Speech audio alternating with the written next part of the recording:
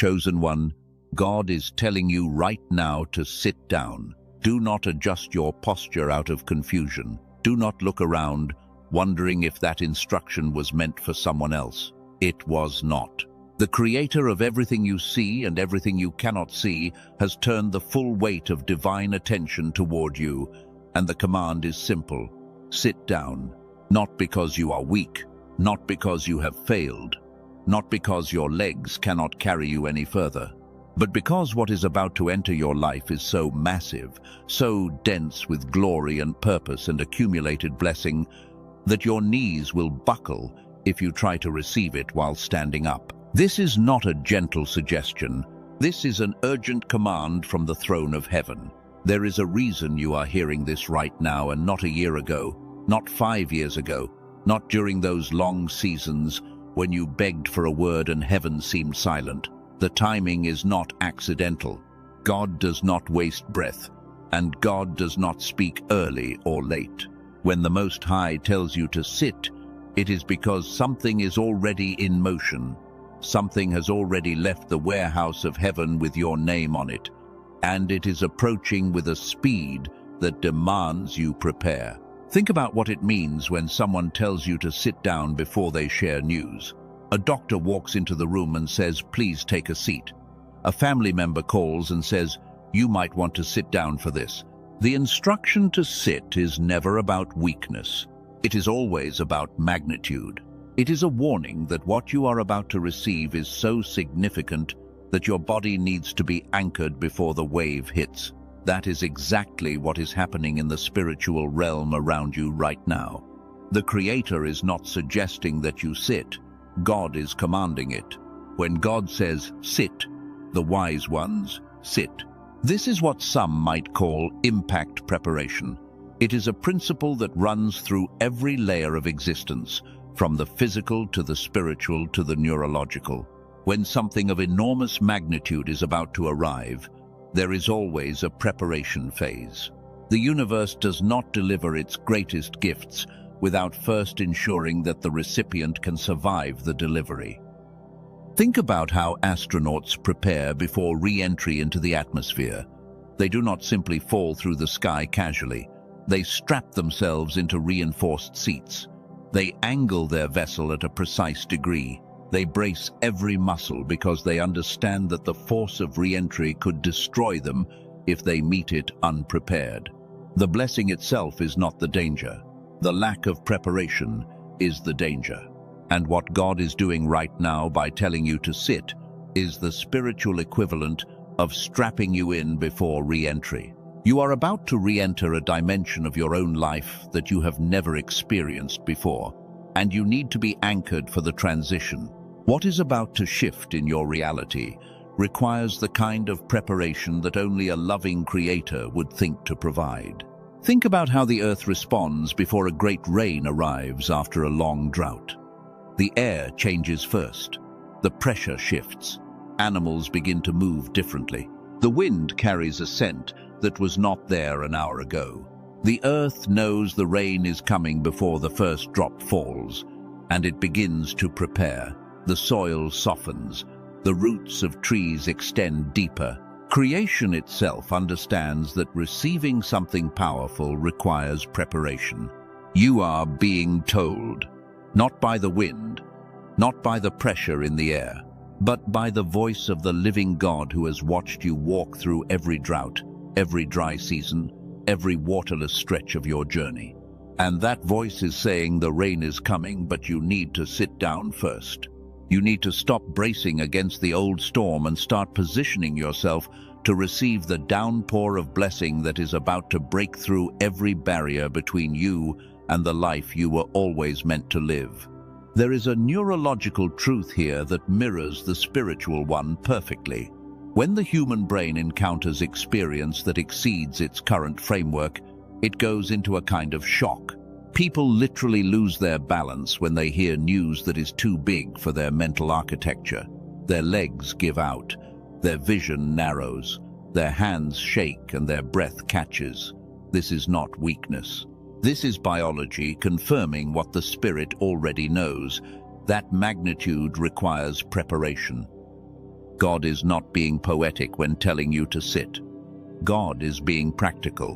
What is coming to you is big enough to literally knock you off your feet, and the Creator loves you too much to let you fall. The command to sit is simultaneously physical, emotional, spiritual, and neurological preparation for the biggest shift of your life. Now, understand something essential about the posture God is asking you to take. Sitting is the posture of receiving. Standing is the posture of doing. These two postures serve completely different spiritual functions. You have been standing for a very long time. You have been standing in prayer lines and standing in battle and standing through storms that should have flattened you. You have been standing when everyone around you was sitting down in defeat. You have been standing at your post when there was no visible reason to keep holding your position. And God saw every single moment of it. Every hour of standing was recorded. Every moment of endurance was noted.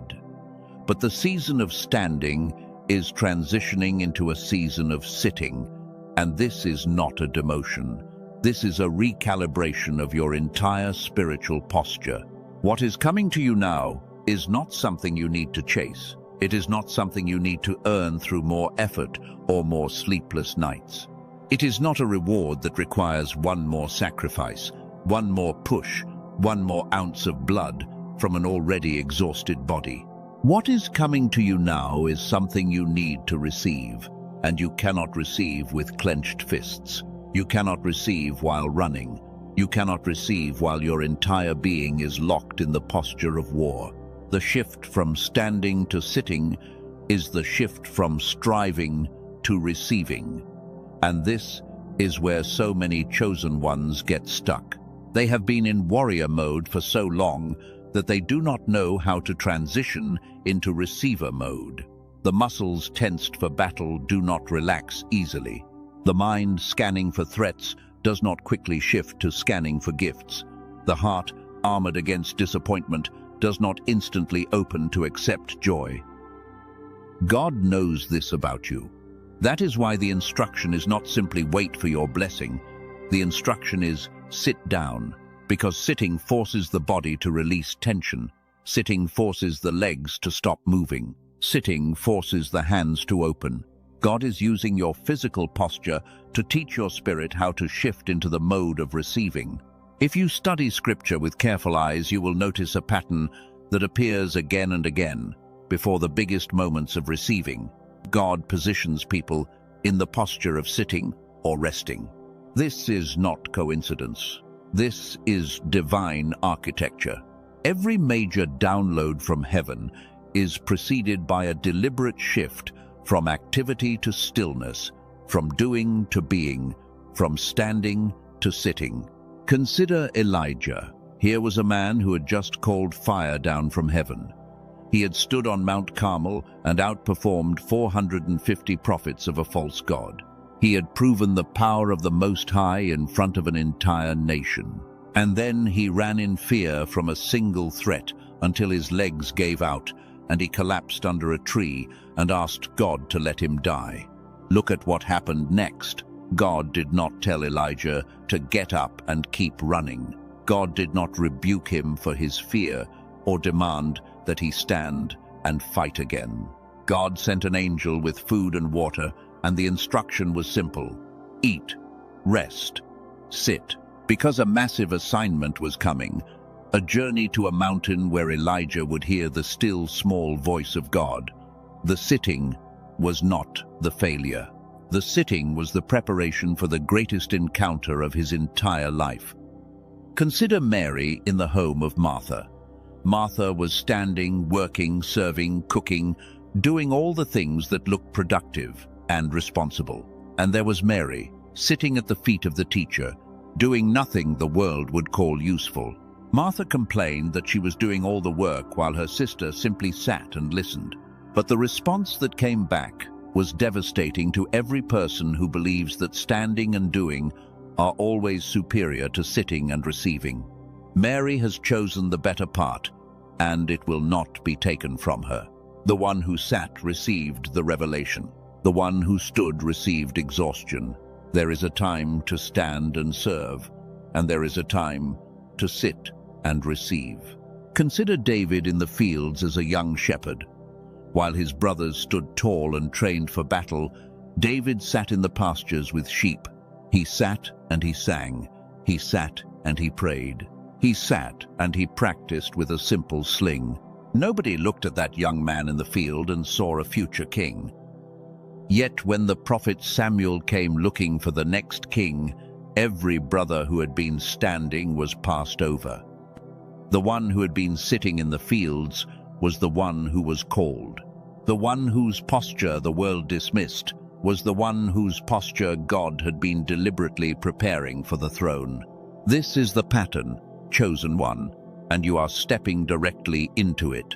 What you have been doing, the standing, the running, the pushing, the fighting, the grinding through circumstances that should have broken you, all of it was necessary. Do not regret a single moment of the standing season.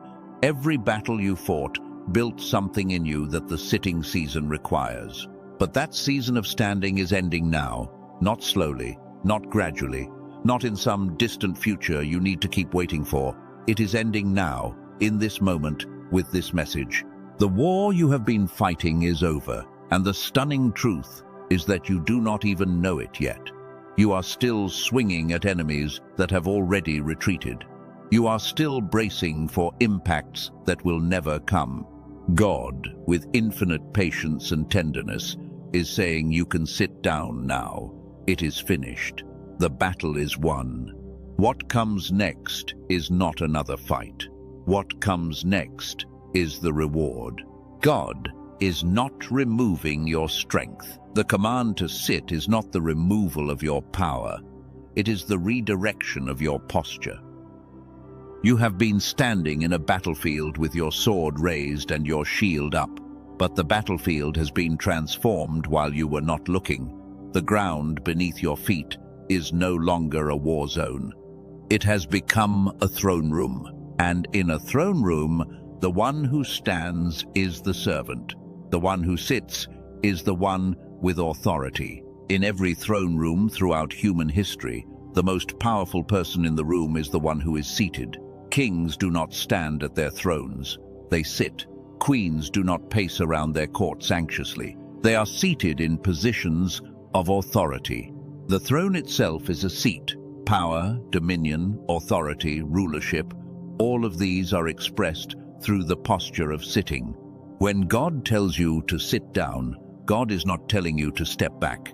God is telling you to step up into authority, into dominion, into a position of power that you have been fighting toward without realizing that the fighting was always meant to lead you here, to this seat, to this throne that was reserved for you before the foundation of the world. You have been standing in the posture of a soldier, and God is now transitioning you into the posture of a ruler. Soldiers stand, rulers sit. Soldiers fight to gain territory. Rulers sit and govern the territory that has already been won. The territory of your life, your finances, your health, your relationships, your purpose, all of it has been won. Now it is time to stop fighting for what is already yours and start governing it from seated authority. This is a promotion, chosen one. God is promoting you from soldier to ruler, from warrior to governor, from the one who fights for the kingdom to the one who sits and administers it. And the first act of that promotion is the simplest instruction. Sit down. Take your seat. The throne has been empty long enough. What is coming toward your life right now is not small. And this is where you need to really hear what is being said, because your mind has been trained by disappointment to lower its expectations. Your heart has learned to hope small because big hopes led to big pain. You have taught yourself to expect modest improvements because expecting transformation felt too dangerous, too much like setting yourself up for another devastating fall. But what is heading toward you right now is not a slight improvement. It is not a 10% increase. What is approaching your life has been accumulating for years. While you were standing in the storm, something was building behind the scenes. While you were fighting battles that seemed to have no reward, every swing of your sword was depositing something into an account you did not know existed. While you were weeping at 3 in the morning, wondering if God even heard your prayers, every tear was being collected and stored. Nothing was wasted. Not one moment of your suffering was pointless. Not 1 second of your endurance was overlooked. Every prayer you thought was ignored was actually heard with a clarity that would stagger you. The Creator does not have a junk mail folder. There is no spam filter in heaven. Every word you spoke into the darkness, every whispered request when you were too tired to pray out loud, every cry of your heart that never even made it to your lips, all of it was received. All of it was added to the accumulation building behind a dam that God is about to open. Think about a dam for a moment. A dam holds back water not to deny the land below, but to protect it. If all the water were released at once without warning, the flood would destroy the very fields it was meant to nourish. The dam holds water until the channels are ready, until the ground has been prepared to receive the flow without being washed away. God has been holding back the flood of blessing not because you did not deserve it, and not because your prayers were insufficient. God was holding it back because the channels of your life were not yet built to carry that volume without breaking. Those channels have been under construction this whole time. Every trial you survived was a channel being dug. Every loss you endured was a channel being widened. Every disappointment you processed without giving up was a channel being deepened. And now the channels are ready. The infrastructure of your life can finally hold what God has been storing up. The volume of what has been stored is going to stun you. This is not a trickle. The dam is holding back years of accumulated blessing, years of answered prayers held in storage until the delivery system of your life could handle the load. You thought you knew what God could do. You thought you had a reasonable understanding of divine provision, but you were measuring the ocean with a teaspoon. You were estimating the universe by looking at a single star through a pinhole. Your framework for understanding what God can deliver into a single human life has been catastrophically small. And that smallness was not your fault. It was the result of a world that taught you to think small, expect small, and be grateful for small. But God does not think small. God does not operate on the scale of your expectations. God operates on the scale of divine glory. And divine glory does not know how to be anything less than overwhelming. What has been accumulating includes things you prayed for and things you never thought to pray for. It includes answers to questions you have not yet asked and solutions to problems you have not yet encountered. God has been building a package of blessing so comprehensive that when it arrives, you will need days just to unwrap it all. You will keep discovering new dimensions of this blessing months from now, and realizing that God thought of details you never would have thought to request. This is why the command to sit is so urgent. You cannot receive something of this magnitude while you are in motion. You cannot process a transformation of this scale while your mind is distracted by old battles. You need to be seated, grounded, anchored, and still. Your body in rest, your mind in openness, your spirit in a state of readiness that only comes when you stop doing and start being. The universe has a way of preparing the ground before planting something massive. Before a redwood can grow, the forest floor must be cleared. Before a diamond can form, the earth must apply pressure for ages. Before a river can carve a canyon, water must flow over stone for an eternity. Everything magnificent in creation has a preparation phase proportional to its magnitude. Look at how long you have been waiting. Look at how deep the preparation has gone.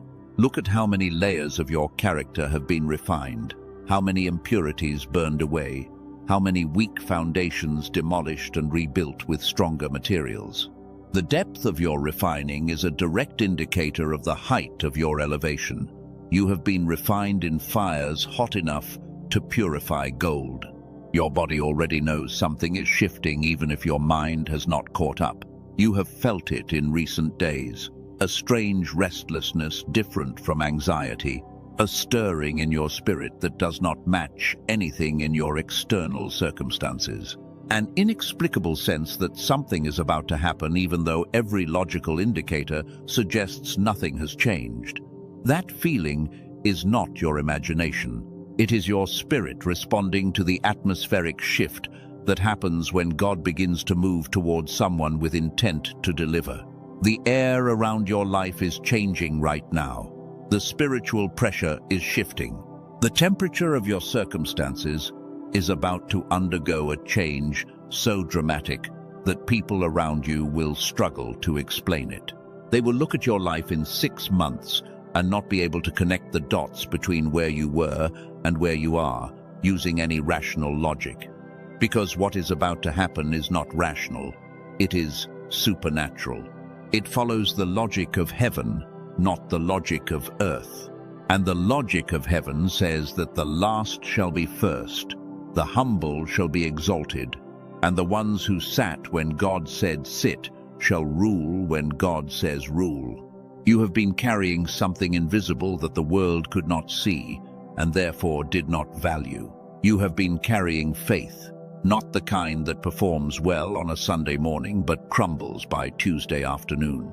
Not the kind that quotes verses but panics at the first sign of trouble. You have been carrying the kind of faith that survives drought, survives betrayal, survives darkness so thick it makes others question whether God exists at all. That faith was never invisible to God. It was being measured and weighed and honored every single day, even when no one on earth seemed to notice.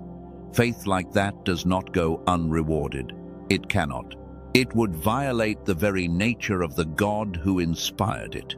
Every ounce of faith you held during impossible seasons, every moment you chose trust when trust made no sense, every time you whispered, "I still believe," when your circumstances screamed that belief was foolish, all of it created a spiritual debt that heaven is preparing to settle.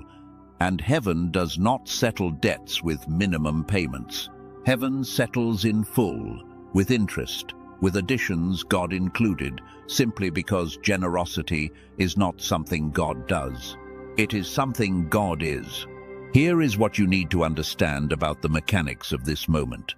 God has been holding this back for a reason beyond simple timing. The delay was not arbitrary. The waiting was not punishment. There is a principle in the spiritual realm that the power of a release is proportional to the length of the containment. A river dammed for a year releases more powerfully than a river dammed for a day.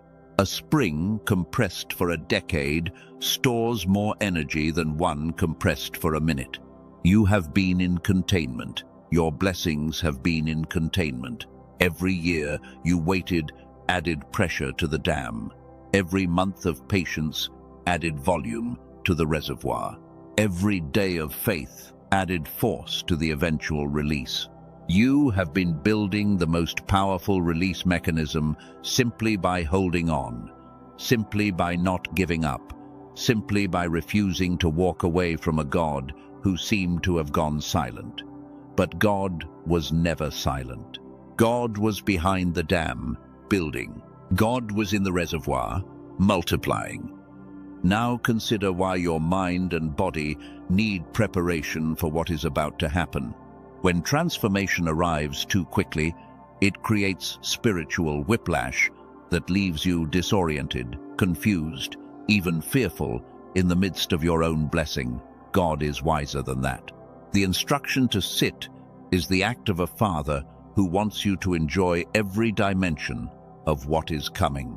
When you sit, your breathing slows, your heart rate decreases, your nervous system shifts from fight or flight to rest and receive. Your brain waves change frequency. Your muscles release tension they have been holding for months, perhaps years. All of this happens automatically when you simply obey the instruction to sit. The instruction is almost absurdly simple. Sit down. And in that simplicity is the genius of a creator who knows that the most powerful preparations are often the most basic ones. You are being prepared for something your past self could not have carried. The you of 5 years ago could not have handled what is coming. The you of 2 years ago would have been crushed by it, not because it is destructive, but because it is so good, so heavy with glory, that it requires a maturity of spirit you did not possess until now. Every hard thing you went through was building that maturity. And now you are ready, not because you feel ready. Feeling ready and being ready are two completely different things. Moses did not feel ready at the burning bush. David did not feel ready when Samuel poured oil over his head. Esther did not feel ready when told to approach the king uninvited. None of them felt ready, but all of them were ready, because God does not call people to moments they are not built for. You have been built for this moment. Every twist and turn of your story, every chapter that seemed like a mistake, and every chapter that felt like a punishment, all of it was construction. God was building something in you that is now complete enough to support the weight of what is coming. You do not need to be perfect. You need to be strong enough in the broken places to hold what is about to be placed in your hands. And you are. The instruction stands, chosen one. Sit down. Let your shoulders drop. Let your jaw unclench. Let the tension in your chest dissolve. Let the vigilance in your eyes soften. You do not need to scan the horizon for threats anymore. The only thing approaching you now is goodness. The only thing heading toward your coordinates is mercy. The only thing being dispatched from heaven with your name on the label is a blessing so complete that it will touch every area pain has touched, and it will reach deeper than the pain ever did. What has been accumulating is about to be released, and the volume will redefine your understanding of abundance. But to receive it, you must obey the simplest and perhaps most difficult command you have ever been given. Sit down. Stop striving. Stop running. Stop fighting. Sit in the authority given to you. Sit in the confidence that your seat has been reserved since before you were born. The preparation of your posture is the final step before the delivery begins, and that delivery is closer than you think. What has been stored up, what has been compounding in heavenly accounts, with your name on them, it is ready. The question is not whether it will come. The question is whether you are seated and ready to receive when it does. By the fact that you are hearing this right now, the answer is already clear. You are ready. Now sit down and prepare your heart, because what comes next will require every ounce of capacity you possess to comprehend the magnitude of what God has been storing up for you. Something is gathering behind the curtain of your life right now, and I do not mean a single blessing or one lucky break or one small shift in your circumstances. What I mean is something so much larger, so much heavier, so much more comprehensive, that if I described it to you in full detail, your first instinct would not be gratitude, it would be disbelief. Because what is coming to you is not a gift, it is a shipment. It is the accumulated weight of years of delayed provision building behind a wall you cannot see, pooling in a reservoir you did not know existed, gathering force in a place that operates outside of your calendar and beyond the reach of your patience. God has been holding things back from you, and I need you to hear that without flinching, because most people hear delay and immediately think denial. They hear waiting and assume rejection. But that is not what has been happening. What has been happening is strategic accumulation. The Creator has been deliberately collecting every single blessing that belongs to you and setting it aside, not throwing it away, setting it aside, adding to it day after day, month after month, year after year, until the collection became so massive that its release will reshape the entire landscape of your existence. There is a difference between a river and a reservoir. A river gives you water constantly, but only what it carries in that moment. You cup your hands, you drink, and the water is gone. That is how most people experience provision. A little here, a little there, enough to survive, but never enough to be transformed. A reservoir is different. A reservoir holds everything. It gathers from 100 streams, years of snowmelt from mountains you have never climbed.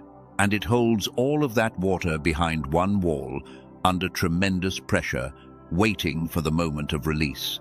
Your life has been operating on the reservoir model, and you did not even know it. Every prayer you prayed that seemed to go unanswered was not lost. It was deposited. Every tear you cried in the middle of the night was not wasted. It was measured and added to the account building in your name, in a ledger that human eyes cannot read and human hands cannot access. And the interest on that account has been compounding. It is not just that God has been saving your blessings. God has been multiplying them in storage. What was deposited as a prayer for basic provision has matured into a blueprint for generational abundance. What was deposited as a cry for one relationship has matured into a network of divine connections that will reshape your entire social landscape. Think about how many prayers you have prayed in your lifetime, not just the formal ones. I am talking about the desperate ones. The ones you prayed in traffic when the weight of your life crushed you between one stoplight and the next. The ones you whispered in hospital waiting rooms. The ones you screamed into your pillow at 2 in the morning. Every single one registered. And now imagine all of those answered prayers arriving not spread across the next 20 years of your life, but compressed into a single season. That is what is about to happen. Not one blessing, not 10 blessings. The full accumulated backlog of everything heaven has been holding in reserve on your behalf. I want you to understand why this matters. The difference between distributed blessing and accumulated blessing is not just mathematical, it is transformational. If someone gave you $10 every week for a year, you would have $520 at the end. You would have spent most of it on groceries, gas, overdue bills. The money would have come and gone and you would barely remember receiving it. But if someone handed you that same amount in a single envelope on a single afternoon, your experience would be completely different. You would feel the weight of it. You would recognize it as significant. You would make decisions with it that weekly installments would never have inspired. The amount is identical. The impact is incomparable. God does not want you to spend your blessings on survival. God wants you to invest them in transformation. And that requires a delivery method that commands your attention and overwhelms your small thinking. Accumulated provision does not just change what you have. It changes who you become in response to what you have. There is a principle in agriculture that applies directly to what is happening in your life right now. A farmer does not walk into the field every morning and pick one tomato. A farmer does not harvest a single ear of corn on Monday, another on Tuesday, and a third on Wednesday. What the farmer does instead is wait. The farmer monitors the soil, checks the weather, observes the fruit as it moves through its stages, and the farmer waits until everything is ripe at the same time. Because the harvest is not about individual pieces of fruit. The harvest is about the field. The entire field, all of it, at once. God is farming your life, and right now, everything in your field is approaching ripeness simultaneously. The relationship you have been asking for is not separate from the financial breakthrough you need. The financial breakthrough is not separate from the health restoration your body is crying out for. The health restoration is not separate from the clarity of purpose that has been eluding you. They are all connected, all approaching readiness at the same time. This is why the waiting has felt so total. When everything ripens together, the period right before the harvest looks exactly like the period of greatest barrenness. The field is still, the fruit has not yet turned, and if you did not know what you were looking at, you would swear that nothing was growing at all. But underneath the surface, everything is preparing for the most explosive growth event of the entire season. Now here is where I need to shift the conversation, because what I have described so far is the blessing. The blessing is real. The blessing is coming. But the blessing is only half of the equation. The other half, the half nobody talks about, is the problem of reception. When a dam breaks, the water does not ask permission. It floods. It overwhelms. It reshapes the landscape with a force that is completely indifferent to whether you are prepared. The water does not care about your readiness. The water only knows its own momentum. And this is the part that concerns me, because I know what is coming to your life, and I also know how unprepared many of you are to receive it. Not because you are bad people, not because you lack faith, but because receiving a sudden, massive blessing requires a specific kind of internal calibration that most people have never developed. Research has consistently shown that a staggering percentage of lottery winners end up in worse financial condition within a few years than they were before they won. They received exactly what they asked for. More money than they had ever seen, arriving all at once, and it destroyed them. Not because the money was bad, not because they were cursed. They were destroyed because they were not calibrated to receive at that magnitude. Their decision-making frameworks, their emotional processing, none of it was designed to handle that volume. They received a flood when they were equipped for a faucet. Think about the people who finally got the relationship they had been praying for and then dismantled it within months. They spent years crying out for companionship, and then heaven answered. The person arrived, and within 6 months, the very person who had begged for love was pushing it away, starting arguments over nothing, manufacturing reasons to doubt what was obviously divine, or the promotions that led to collapse. People who prayed for years to be elevated, and when the position finally came, they not because they were incapable, but because the sudden increase in responsibility activated every unresolved insecurity they had been carrying. Why does this happen? Why do chosen people sabotage chosen blessings? This is not a question of faith or spiritual maturity. This is a question of calibration, of whether the receiver is tuned to the frequency of what is being transmitted. And this is where something truly remarkable enters the conversation, something that bridges the spiritual and the scientific. Because what I am about to share with you is not mystical theory. It is measurable, documented reality that neuroscientists have been studying for decades, and it explains why so many chosen ones have struggled to hold on to the very things God placed in their hands. Your brain is divided into 2 hemispheres.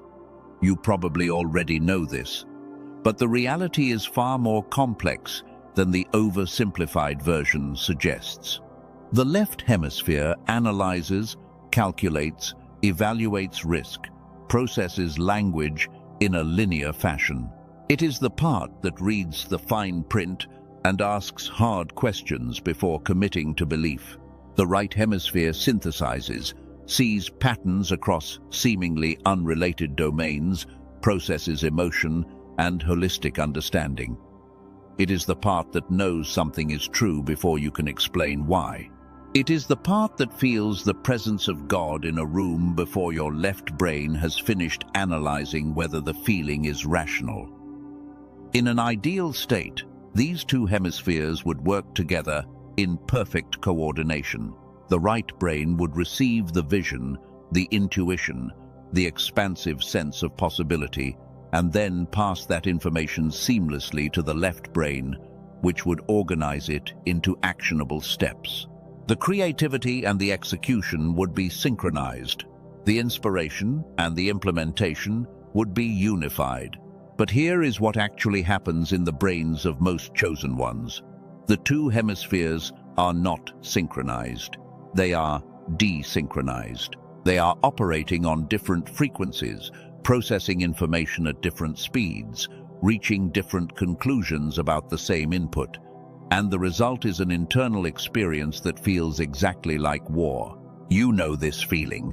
You have lived inside it. It is the experience of receiving a promise from God, knowing with absolute certainty in one half of your brain that this is real, this is yours, and then feeling the other half immediately begin to dismantle what you just received. The doubt that creeps in 30 seconds after the revelation, the anxiety that follows the peace, the fear that shadows the faith. That is not spiritual weakness. That is hemispheric desynchronization. That is your two brains fighting each other over the interpretation of what just happened. When your brain hemispheres are out of sync, the conflict affects how you process everything. When a financial blessing arrives, the right brain sees abundance and possibility. The left brain immediately calculates how it could go wrong, how you probably do not deserve it, how something this good cannot possibly last. When a relationship enters your life, the right brain feels the connection, recognizes the divine appointment. The left brain starts scanning for red flags, building exit strategies, preparing for the abandonment it has been conditioned to expect. The two halves are looking at the same event and generating opposite responses, and you are trapped in the middle. This is why chosen ones so often feel exhausted, even when nothing externally stressful is happening. The war is internal. I. Your brain is burning enormous amounts of energy fighting itself, and you experience that drain as fatigue, as confusion, as a fog that settles over your thinking and makes even simple decisions feel impossibly heavy. When neuroscientists measure the brain activity of a desynchronized person, they can see it on the scan. The two sides are literally producing different frequencies of electrical activity. One side generating beta waves associated with analytical thinking, while the other generates theta waves associated with deep creative insight. These frequencies are not compatible when fighting for dominance simultaneously. Imagine two radio stations broadcasting on frequencies that are close but not identical. What you hear is not either station clearly.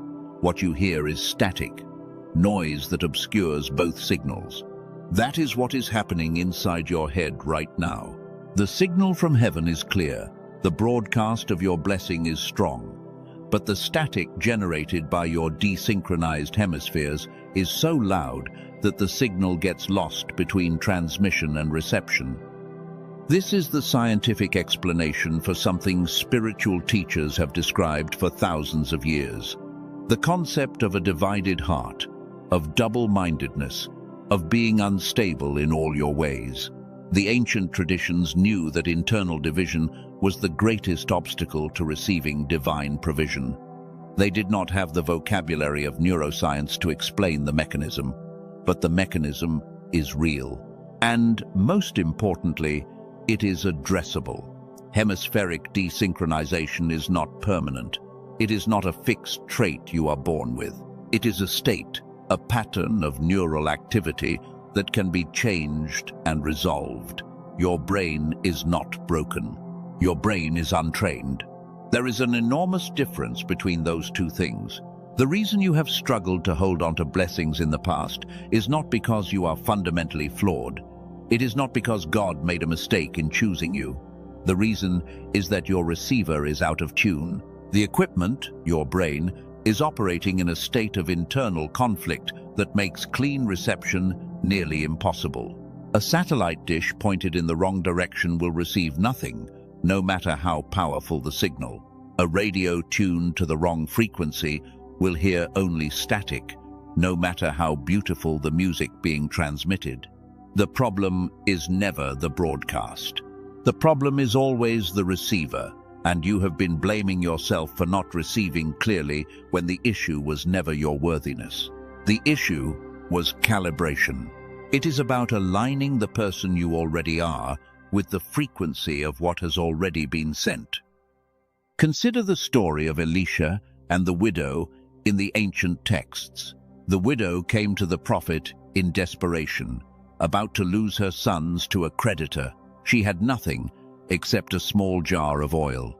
And Elisha told her to gather vessels, empty vessels, as many as she could borrow from her neighbors. Then he told her to pour, and the oil did not stop flowing until the last vessel was filled. The miracle was not limited by the supply of oil. The miracle was limited by the number of vessels the widow had prepared to receive it. Her capacity to receive determined the magnitude of the miracle, not the willingness of God to provide. And that principle has not changed in thousands of years. Your capacity to receive is not determined by what God is willing to give.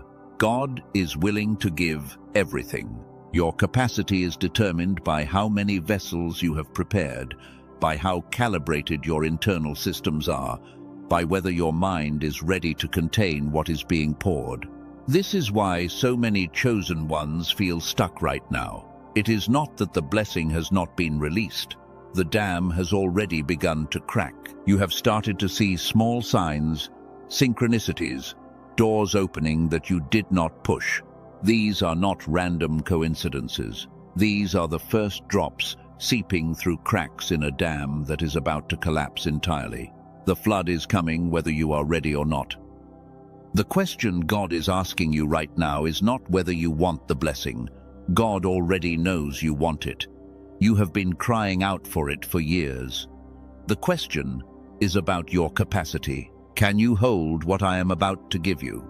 That is the question echoing through heaven regarding your life. Can your mind process what has been stored up?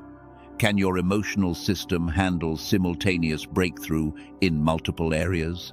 These are not rhetorical questions, they are diagnostic ones, and the answers depend entirely on the state of your internal calibration.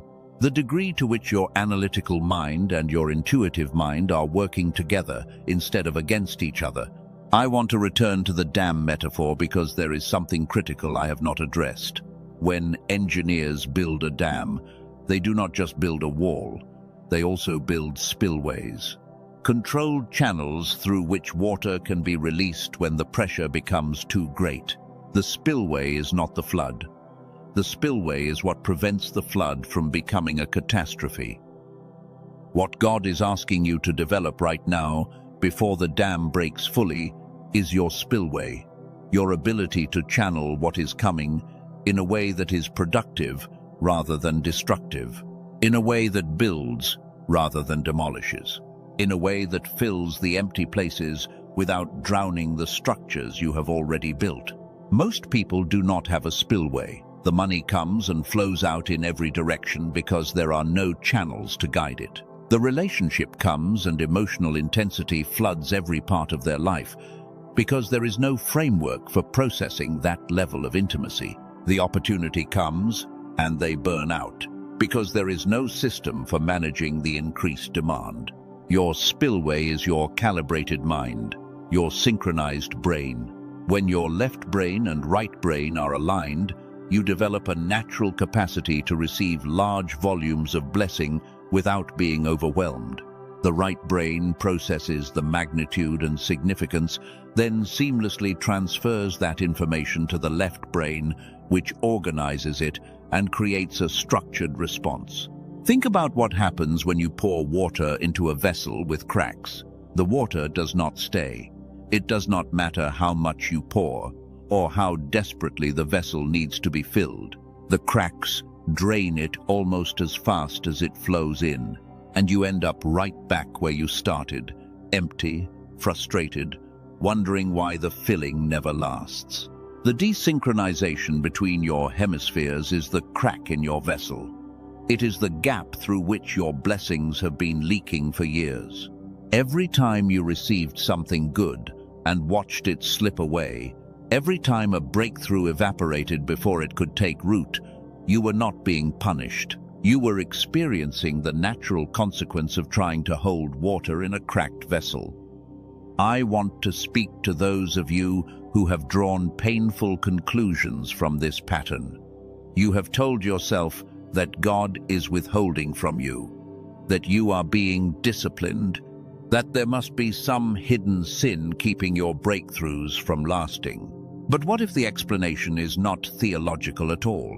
What if it is neurological? What if the reason your blessings have not stuck is not that God took them back, but that your brain was not calibrated to hold them? That changes everything. A theological problem requires theological solutions, which are often vague. But a neurological problem requires neurological solutions, which are specific, actionable, and scientifically validated. And the moment you realize the barrier between you and sustained blessing is not mystical but mechanical, something shifts inside you. The shame lifts, the self-blame dissolves, and for the first time, you see a clear path from where you are to where God has been trying to bring you. The Most High did not design you to leak. The Most High designed you to contain. The original architecture of your brain was one of perfect hemispheric harmony. The two sides were meant to function as one unified system, seamlessly integrating analysis and intuition, logic and creativity, caution and courage. The desynchronization you experience now is not your factory setting. It is the result of years of stress, trauma, and environmental conditioning. Every time you experienced a traumatic event, and your brain had to choose between feeling the pain and analyzing the situation, your hemispheres moved further apart. Every time the world told you to stop dreaming and be practical, or to stop thinking and just feel, it was training your hemispheres to distrust each other. Over time, that distrust became the default. The war became the norm, and you forgot that your brain was ever designed to be at peace with itself. But the design is still there. Underneath the conditioning, underneath the trauma responses, underneath the habitual patterns of conflict, the original wiring remains. It has not been destroyed. It has been buried, and what is buried can be unearthed. What has been disconnected can be reconnected. This is not wishful thinking. This is neuroplasticity. Your brain is not a fixed structure carved in stone. It is a living, adaptive network that can be reshaped by the right inputs. The same brain that learned to be divided can learn to be unified. The same hemispheres that were trained to fight can be trained to cooperate. And when they do, something happens inside you that is so profound, it feels like waking up from a sleep you did not know you were in. People who have experienced hemispheric synchronization describe it in remarkably consistent terms. They talk about sudden clarity descending like a fog lifting. They describe a sense of internal unity, of being one person instead of two competing voices. They report that decisions which agonized them for weeks suddenly become obvious, that creative ideas flow with a fluency they have never known. And here is the part that connects directly to what God is doing in your life right now. People who achieve synchronization also report a dramatically enhanced ability to receive, to absorb new information without becoming overwhelmed, to hold abundance without defaulting to the fear that it will be taken away. Their vessel stops leaking, the cracks seal, and for the first time, what is poured in stays in. Imagine what that would mean for you. Imagine the financial breakthrough arriving and your brain processing it without the panic, without the impulsive spending, without the conviction that it cannot possibly last. Imagine the relationship arriving and your mind embracing it fully, without the defensive walls, without the compulsive need to test whether the other person will really stay. That is what calibration gives you, not the blessing itself, because the blessing is already determined, already pressing against the dam. with a force that will not be denied much longer. What synchronization gives you is the capacity to receive the blessing and keep it, to hold it, to steward it, to let it transform you instead of overwhelming you. The pain you have walked through was not pointless. The years of struggle were not wasted. They were building in you something that comfort could never have produced, a desperation for real answers, a willingness to look beyond surface-level spirituality, a hunger for solutions that actually work rather than platitudes that merely comfort. The accumulation behind your dam is reaching maximum capacity. The pressure is building to a level that the structure can no longer contain. And simultaneously, you are being introduced to the mechanism by which your receiver can be calibrated. The timing of the blessing and the timing of the preparation are converging. That is not luck. That is orchestration. That is a God who refuses to let the flood arrive before the spillway is built. I know some of you are feeling a tension right now. Part of you is leaning in, desperate to know how to prepare, and part of you is pulling back, skeptical, guarded. That tension, that push and pull, that is the desynchronization I have been describing. You are feeling your two hemispheres respond differently to the same information in real time. But notice something. Despite the tension, you are still here. Despite the doubt, you have not turned this off. Something deeper than rational analysis, something that speaks in a language older than words, is telling you to stay. That something is the part of you that recognizes the frequency of truth when it encounters it. And it is stronger than the doubt, even if the doubt is louder. God is not asking you to earn what is coming. You could never earn it. The accumulation behind your dam is so vast that the concept of earning it is laughable. God is asking you to prepare for it, to calibrate, to synchronize, to repair the cracks in your vessel so that when the oil begins to pour, it does not flow out as fast as it flows in. But here is the extraordinary thing. There is a way to calibrate. There is a method, grounded in decades of neuroscience and validated by thousands of documented cases, that can bring your hemispheres into synchronization, a method that can repair the cracks, build the spillway your life has been missing, and prepare your receiver to handle the full force of what the dam has been holding back. And that is exactly what we are going to explore next. There is a moment in every journey where knowing is no longer enough, where understanding the problem, seeing it clearly, feeling it in your bones, all of that becomes secondary to one burning question. What do I do about it? You have felt that question rising in you. You have sensed that your mind has been working against itself, that the two halves of your brain have been pulling in opposite directions, like two horses trying to run different ways while yoked to the same cart. And that image alone should tell you why life has felt so exhausting lately. We talked about calibration. We talked about how the greatest blessing in the world means nothing if the vessel meant to receive it has not been prepared. God could pour out an ocean of abundance right now, this very second, and if your mind is not synchronized, if your internal receiving system is fractured, that ocean would flow right through you like water through a cracked jar. Not because you are unworthy, not because God made a mistake in choosing you, but because the instrument has not been tuned. And here is where this becomes extraordinary. What if someone already solved this problem? What if decades ago, the scientific community discovered exactly why most people struggle to receive the fullness of what life is offering them? And a researcher took that discovery and built something so simple, so accessible, that it almost feels too good to be real? But it is real, and the fact that you are hearing about it right now is not coincidence. Let me take you back to 1981. That year, a neuroscientist named Dr. Roger Sperry was awarded the Nobel Prize in Physiology or Medicine.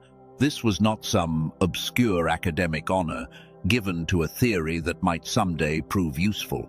This was the Nobel Prize, the highest recognition the scientific world can bestow upon a human being.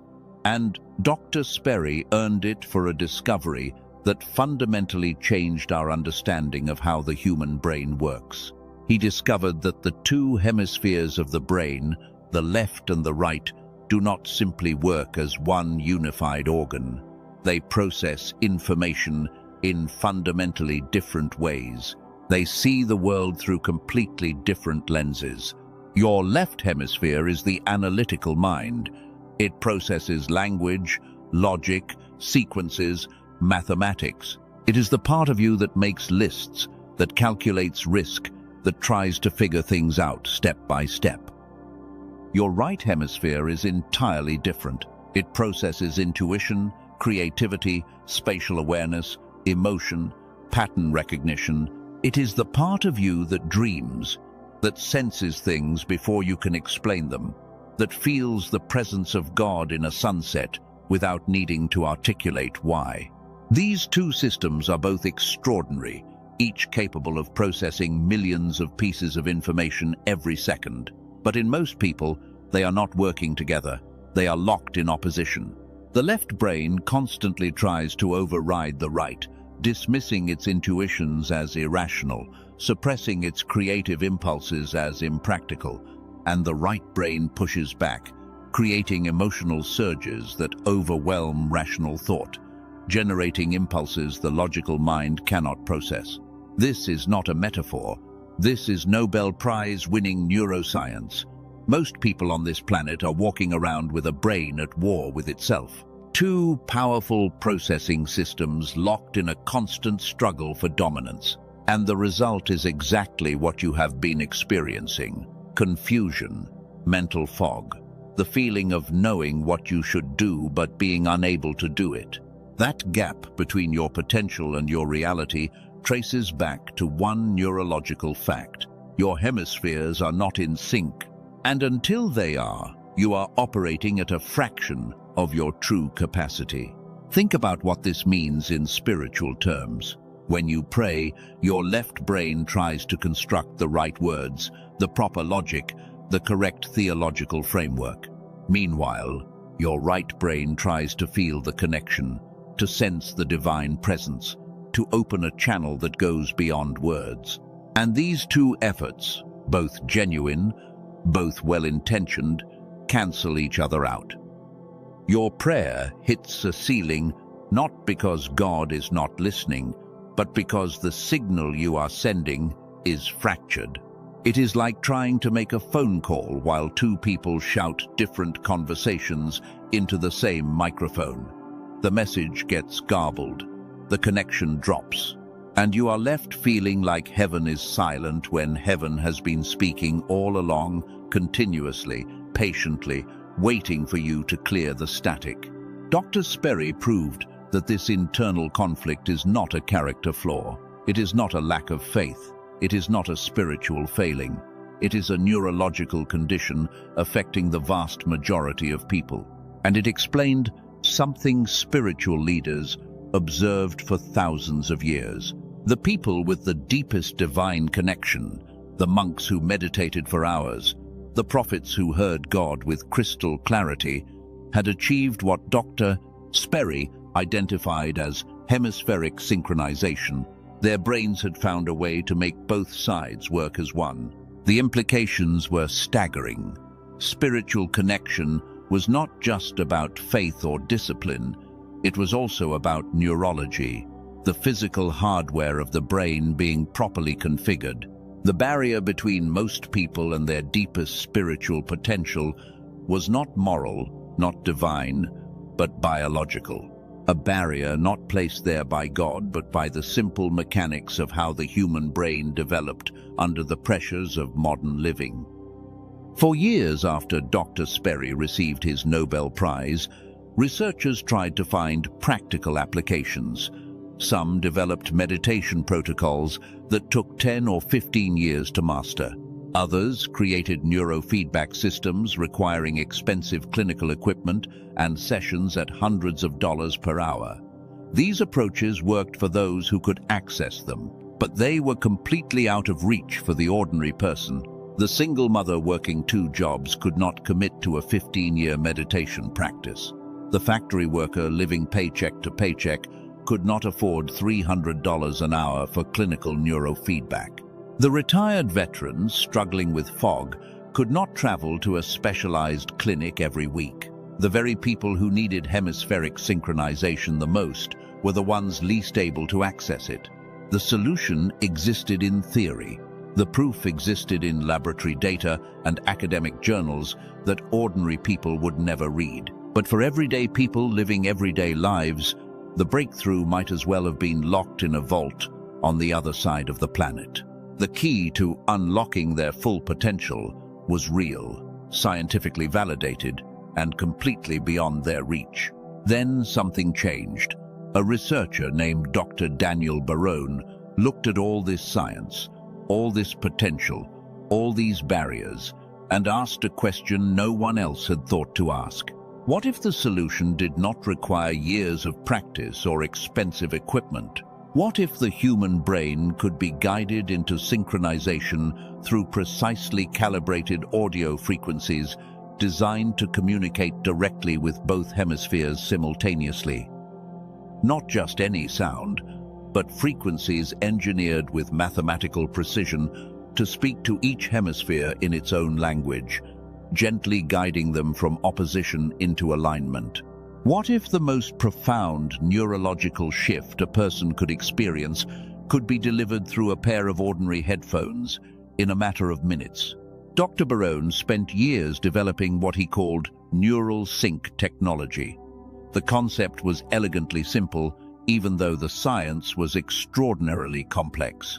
Different audio frequencies resonate with different areas of the brain.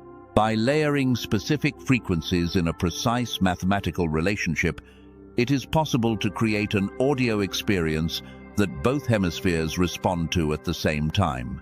Not competing, not trying to override each other, but gradually, naturally, effortlessly falling into synchronization. Think of 2 pendulum clocks mounted on the same wall that eventually begin swinging in perfect unison. No one forces them. The shared vibration naturally draws them into harmony. That is what neural sync technology does inside your brain. It creates a shared vibrational foundation that both hemispheres naturally align with, ending the internal war without forcing either side to surrender.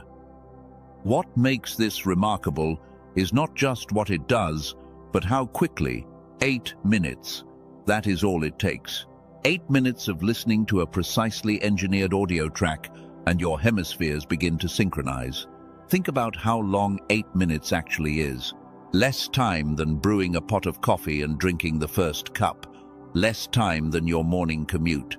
Less time than scrolling through messages you have already read. And yet in those 8 minutes, something profound begins happening. The neural pathways firing in opposition find common ground. The electrical signals creating static begin to harmonize. It is not dramatic like the movies portray. No lightning bolt, no flash of white light. Instead, it is like stepping outside on a foggy morning when the sun begins burning through the mist.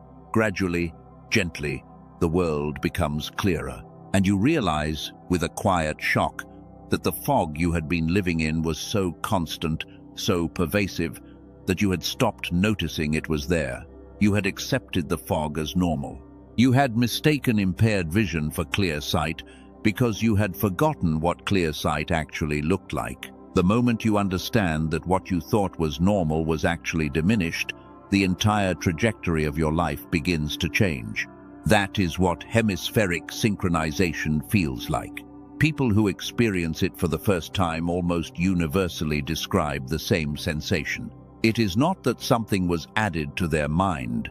It is that something was removed. The noise, the static, the constant low-level hum of internal conflict they had mistaken for normal thinking. When that noise drops away, what remains is stunning. Clarity so sharp it almost hurts. Focus so intense that time seems to slow down. And a feeling of connection, of being fully present in your own life, that many people say they have not felt since childhood. Think about what it felt like to be a child, before the world taught you to doubt yourself, before experience taught you to fear, before disappointment taught you to guard your heart. There was a time when you could hear the whisper of something greater without your logical mind stepping in to explain it away. That capacity for wonder never left you. It was drowned out by the noise of two hemispheres fighting for control. Imagine what it would mean if that noise went quiet. Imagine sitting down to pray and truly feeling God's presence without your analytical mind interrupting with doubts. Imagine having an intuition and trusting it fully because both sides of your brain are finally speaking the same language.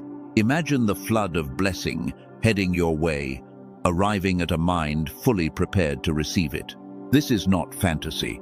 This is neuroscience applied to spiritual preparation. And the people who have experienced it have stories that will make the hairs on your arms stand up. Ordinary people, not celebrities, not monks, not spiritual gurus, whose entire existence shifted in ways they never imagined. Not because the world around them changed, but because the world inside them finally aligned. There was a woman in California, a nurse. She had spent 12 years working the night shift at a hospital in Sacramento, 12 years of disrupted sleep, of life and death decisions under fluorescent lights at 3 in the morning, of pouring herself into caring for others while her own mind slowly deteriorated under chronic exhaustion. She described her mental state as a permanent fog, like trying to think through cotton wool. Every thought required enormous effort. Every decision felt heavy. She prayed every night before her shift, asking God for clarity, for guidance, for strength. But she said it felt like her prayers were hitting a ceiling. The words went up, but nothing came back down. She was not angry at God. She was just tired. Bone tired in a way that sleep alone could not fix.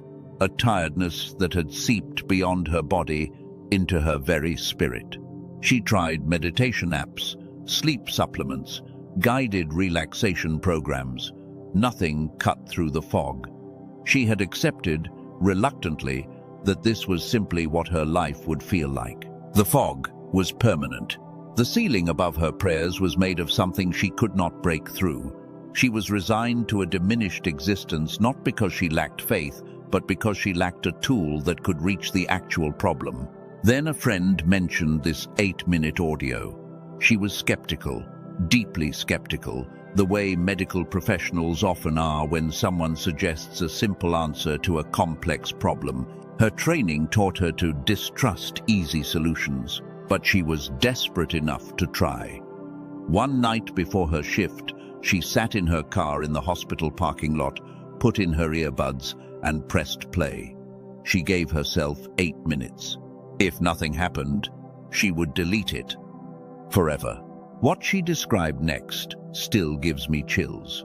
Around the 5-minute mark, something shifted. Not dramatic, not a bolt of lightning, more like someone gently lifted a veil she had not known was there. Colors looked different. Sounds seemed clearer. When she walked into the hospital that night, her mind felt like a still pond for the first time in years. Not empty, not blank, but calm, organized, ready. She described it as the difference between looking through a dirty windshield you have gotten used to and suddenly having someone clean it. The world was the same. But her ability to see it clearly had been restored. She used the audio every night for 2 weeks, and during those weeks, something remarkable happened beyond mental clarity. Opportunities she had been praying about for years began appearing. A day shift position opened that she had requested for over a decade. A colleague mentioned a certification program that would increase her salary by 30%. A conversation with a patient family member led to a connection that changed her career trajectory. These opportunities did not materialize out of thin air. The day shift position had been developing for months. The certification program existed for years. What changed was not the external world. What changed was her ability to perceive it. With her hemispheres synchronized, with the fog lifted and the ceiling shattered, she could see what God had been placing in front of her all along. The blessings were always there. She just had not been calibrated to receive them. Her story is not about luck or timing. It is about a woman whose receiver was finally tuned to the frequency God had been broadcasting on. And then there was a man from Houston, Texas. His story is different in almost every way, but the pattern is identical. He was a creative professional who had spent his career relying on the flow of ideas, on that mysterious wellspring of inspiration every artist knows intimately. For years, that flow was abundant. Ideas came effortlessly, sometimes so fast he could barely capture them all. He described it as standing under a waterfall of creative energy, drenched in possibility. But over 3 years, the flow slowed. The waterfall became a stream, the stream became a trickle, and the trickle dried up entirely. He described it as being locked in a room he used to know how to escape from. Every door he once walked through effortlessly was now sealed shut. He could remember what creative flow felt like, could almost taste it, but could not access it. He changed routines, traveled to new places, read books on creativity. Nothing worked. The block was total and absolute. The worst part was not the block itself. The worst part was the silence. He had always felt his creative ideas came from beyond himself, gifts channeled from a source he could not name but always felt. When the flow stopped, that connection vanished. He felt cut off, abandoned. He did not use the word God, but the anguish in his voice was unmistakably spiritual. He was mourning a divine connection that had defined his entire identity and purpose. Someone mentioned the 8-minute audio. He was desperate and willing to try anything. He used it that same evening, sitting in his studio, surrounded by half-finished projects and blank canvases. He described those 8 minutes as the strangest experience of his life. Not because anything dramatic happened, but because of how natural it felt, like remembering how to ride a bicycle after years away from one. His mind did not do anything new. It remembered how to do something it had always known. The analytical left that structured ideas and the creative right that generated them stopped fighting and started collaborating. He did not create anything that first night. He did not need to. What he needed was the feeling, that sense of connection returning like a phone line crackling back to life after a long, dead silence. He sat in his studio for an hour after, not working, just feeling something he thought was gone, forever flowing back into his consciousness, like water finding its way into a riverbed dry for years. Over the next week, using the audio each morning, the flow increased daily. Ideas appeared not as a trickle but as a torrent. Stalled projects had clear paths to completion. New concepts arrived fully formed. Within a month, he completed more creative work than in the previous 2 years. The quality was different, deeper, more connected to that mysterious source he feared was lost. He said the drought served a purpose he could not see at the time. It was a necessary recalibration during which the universe prepared something far greater. He just needed to be calibrated to receive it.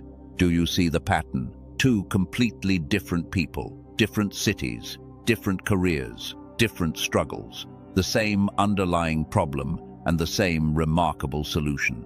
Their hemispheres were out of sync, and as long as that division persisted, they could not fully receive what was being offered.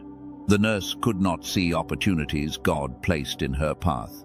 The creative could not access inspiration trying to reach him, not because those blessings were absent, but because the receiving instrument was not calibrated. And here is where this becomes deeply personal for you. More than 18,000 people have already used this technology to synchronize their hemispheres and prepare their minds. 18,000 journeys from static to clarity, from fog to focus, from divided to unified. And now you are hearing about it at this exact moment in your life.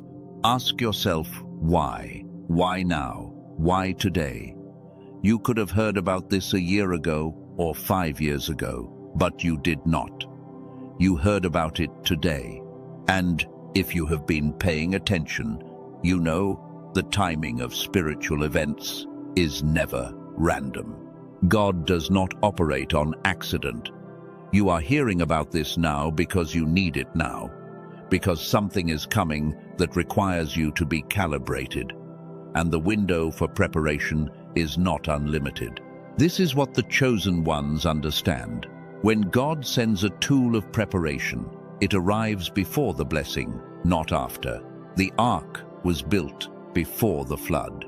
The walls of Jericho were circled before they fell. Preparation always precedes manifestation.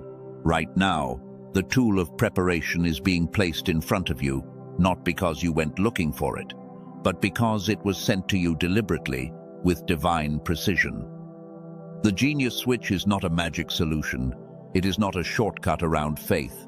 It is a calibration tool built on Nobel Prize-winning science, designed to synchronize your brain hemispheres so that when the blessing arrives, you are ready.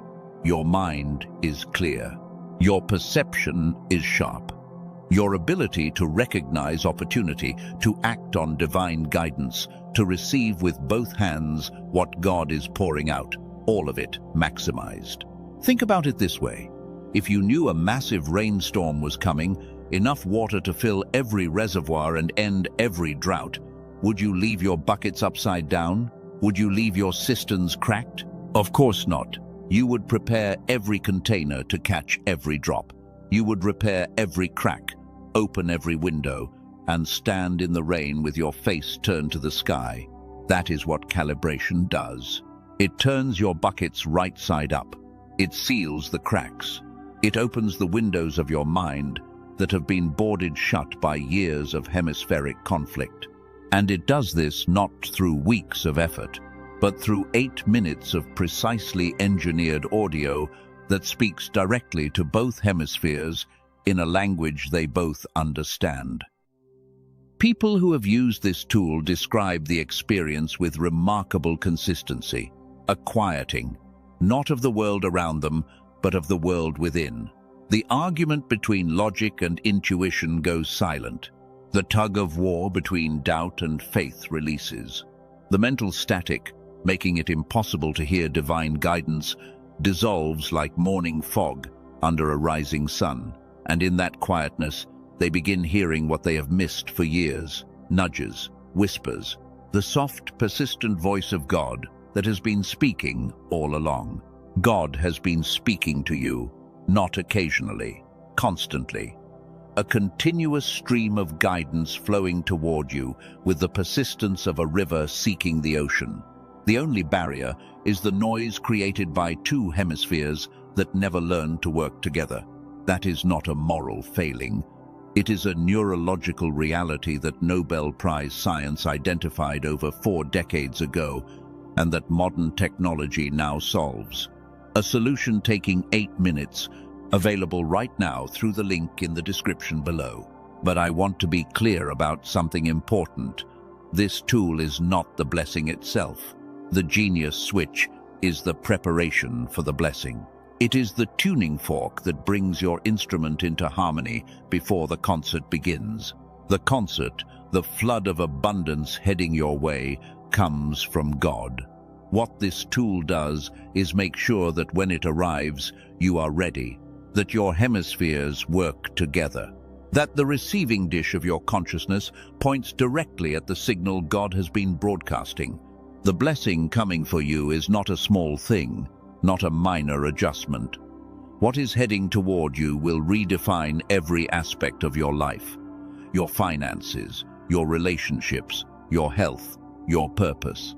All of it is about to shift in ways that your current, unsynchronized mind may not be equipped to handle. That is not criticism. That is reality, and it is why preparation is essential. The chosen ones who receive the fullness of their blessing are those who took time to calibrate, who recognized that receiving is not passive. You do not sit with your hands in your lap waiting for abundance without preparation. Receiving is active. It requires a clear mind, synchronized hemispheres, internal unity that only comes when the war between left brain and right brain has finally ended. Consider the stories. The nurse did not stumble into a better life by accident. She took 8 minutes to calibrate and positioned herself to see opportunities invisible for years. The creative did not wake up with flow restored by chance. He used the audio every morning and reopened a channel blocked by hemispheric conflict. In both cases, the blessing was already there. What changed was their ability to perceive and receive it. Now, ask yourself honestly, can you afford not to be calibrated when your moment arrives? Can you afford to let the biggest blessing of your life pass through you because your mind was too divided to hold it? The answer is no. Not now. Not when everything you have been through has been preparing you for what is about to arrive. The link is in the description below. 8 minutes is all it asks. And here is what makes this even more remarkable. When you hear about Nobel Prize science and brain synchronization technology, your mind probably goes to a certain assumption about cost. You probably assume that something this powerful, this scientifically grounded, must be expensive, that it costs hundreds or thousands of dollars, that it is reserved for the privileged few who can afford cutting-edge neuroscience. But that is not how God operates when something is meant for the chosen ones. When a tool of preparation is divinely orchestrated to reach those who need it most, the barriers that normally keep powerful things out of reach dissolve. The walls come down. The gates swing open. And what you are about to learn about the accessibility of this tool may be the most stunning confirmation yet that everything we have discussed is a living, divinely orchestrated reality unfolding in your life right now for a reason that will soon become crystal clear. There is a question that has been forming in the silence of your spirit, and it is time to bring it into the open. You have heard the science. You have felt the resonance of the research.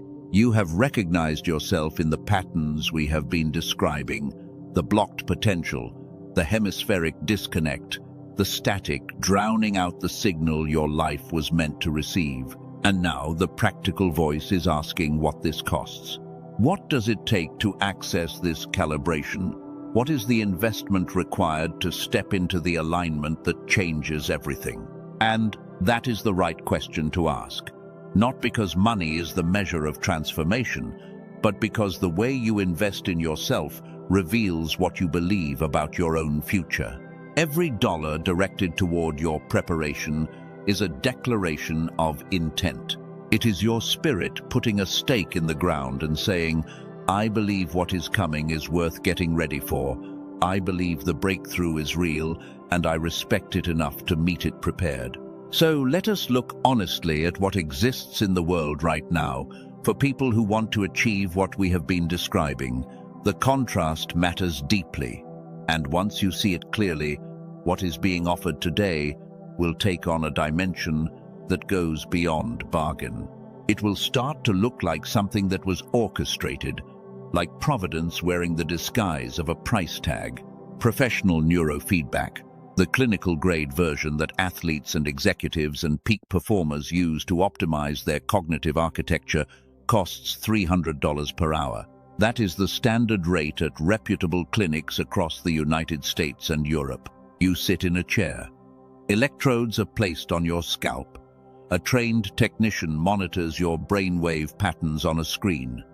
For 60 minutes, the machine provides biofeedback designed to help your brain learn new patterns of hemispheric communication.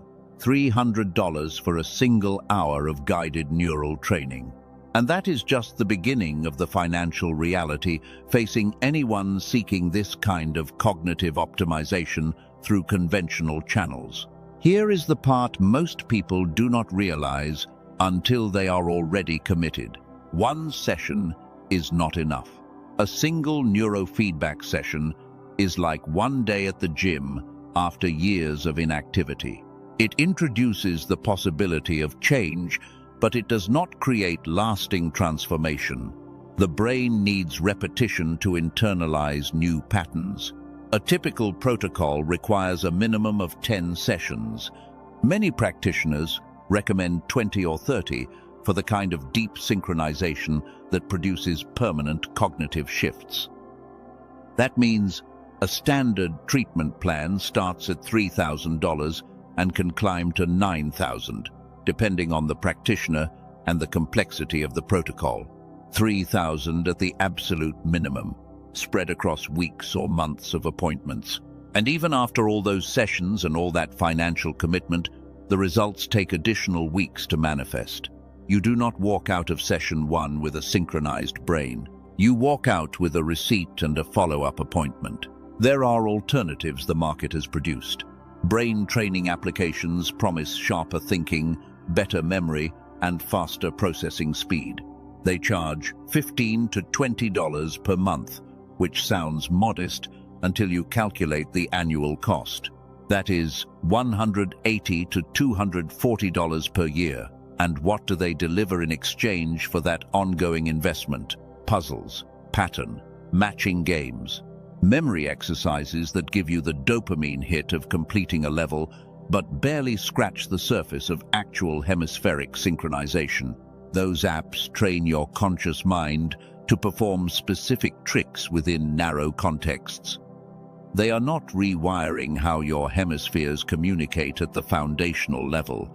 They are not dissolving the barrier between analytical processing and intuitive knowing. They are putting a fresh coat of paint on a house with a cracked foundation and calling it renovation. The walls still groan, the floors still slope, but the paint is new and the app gives you a streak count, so it feels like progress while the real structural problem remains untouched. So when we talk about the real investment required for genuine neural synchronization, the kind backed by decades of peer-reviewed research and Nobel Prize-winning science, the market has spoken clearly. Thousands of dollars for the clinical approach spread across months. Hundreds per year for apps that do not even address the correct underlying problem. Those are the conventional options available to anyone searching for cognitive transformation. And neither one delivers what an 8-minute audio session built on neural sync technology delivers. Neither the $3,000 clinic nor the $200 app achieves what this specific configuration of frequencies achieves in under 10 minutes. When the right frequencies are delivered in the right sequence, hemispheric synchronization is not gradual. It is an activation, like flipping a switch that has been stuck in the off position for years, and suddenly the current flows and the lights come on in rooms you forgot your house contained. Dr. Daniel Barone understood this disparity from the inside because he lived within the research that produced the findings. He saw the gap between what was scientifically possible and what was commercially available, and he recognized it as more than a market inefficiency. He recognized it as an injustice that kept the most powerful tools in the hands of the few, while the many continued to struggle with fragmented minds and unrealized potential. And he made a decision, I believe, was divinely influenced. He decided that the people who needed this most should not be the people who could least afford it. If God was going to pour out abundance on a generation, the tool for receiving it should be available to that generation without financial gatekeeping or economic discrimination. The retail price was set at $49. $49 for technology built on Nobel Prize-winning neuroscience that delivers measurable hemispheric synchronization in 8 minutes. $49 compared to $3,000 for clinical neurofeedback that takes months. compared to $200 a year for apps that target the wrong mechanism entirely. That was already a radical act of generosity, already priced at a fraction of what comparable interventions cost in any other format. But that is not what it costs today. Right now, through the link in the description below, the complete program is available for $39. $39. Let that number settle into your awareness. Do not rush past it the way you rush past price tags on things that do not matter. This matters more than most things you have ever considered purchasing. Let it land in the same space where you have been carrying the weight of all those years of blockage and unanswered prayer. Let it sit next to the magnitude of what we have been discussing, the dam, the accumulation, the breakthrough bearing down on your life.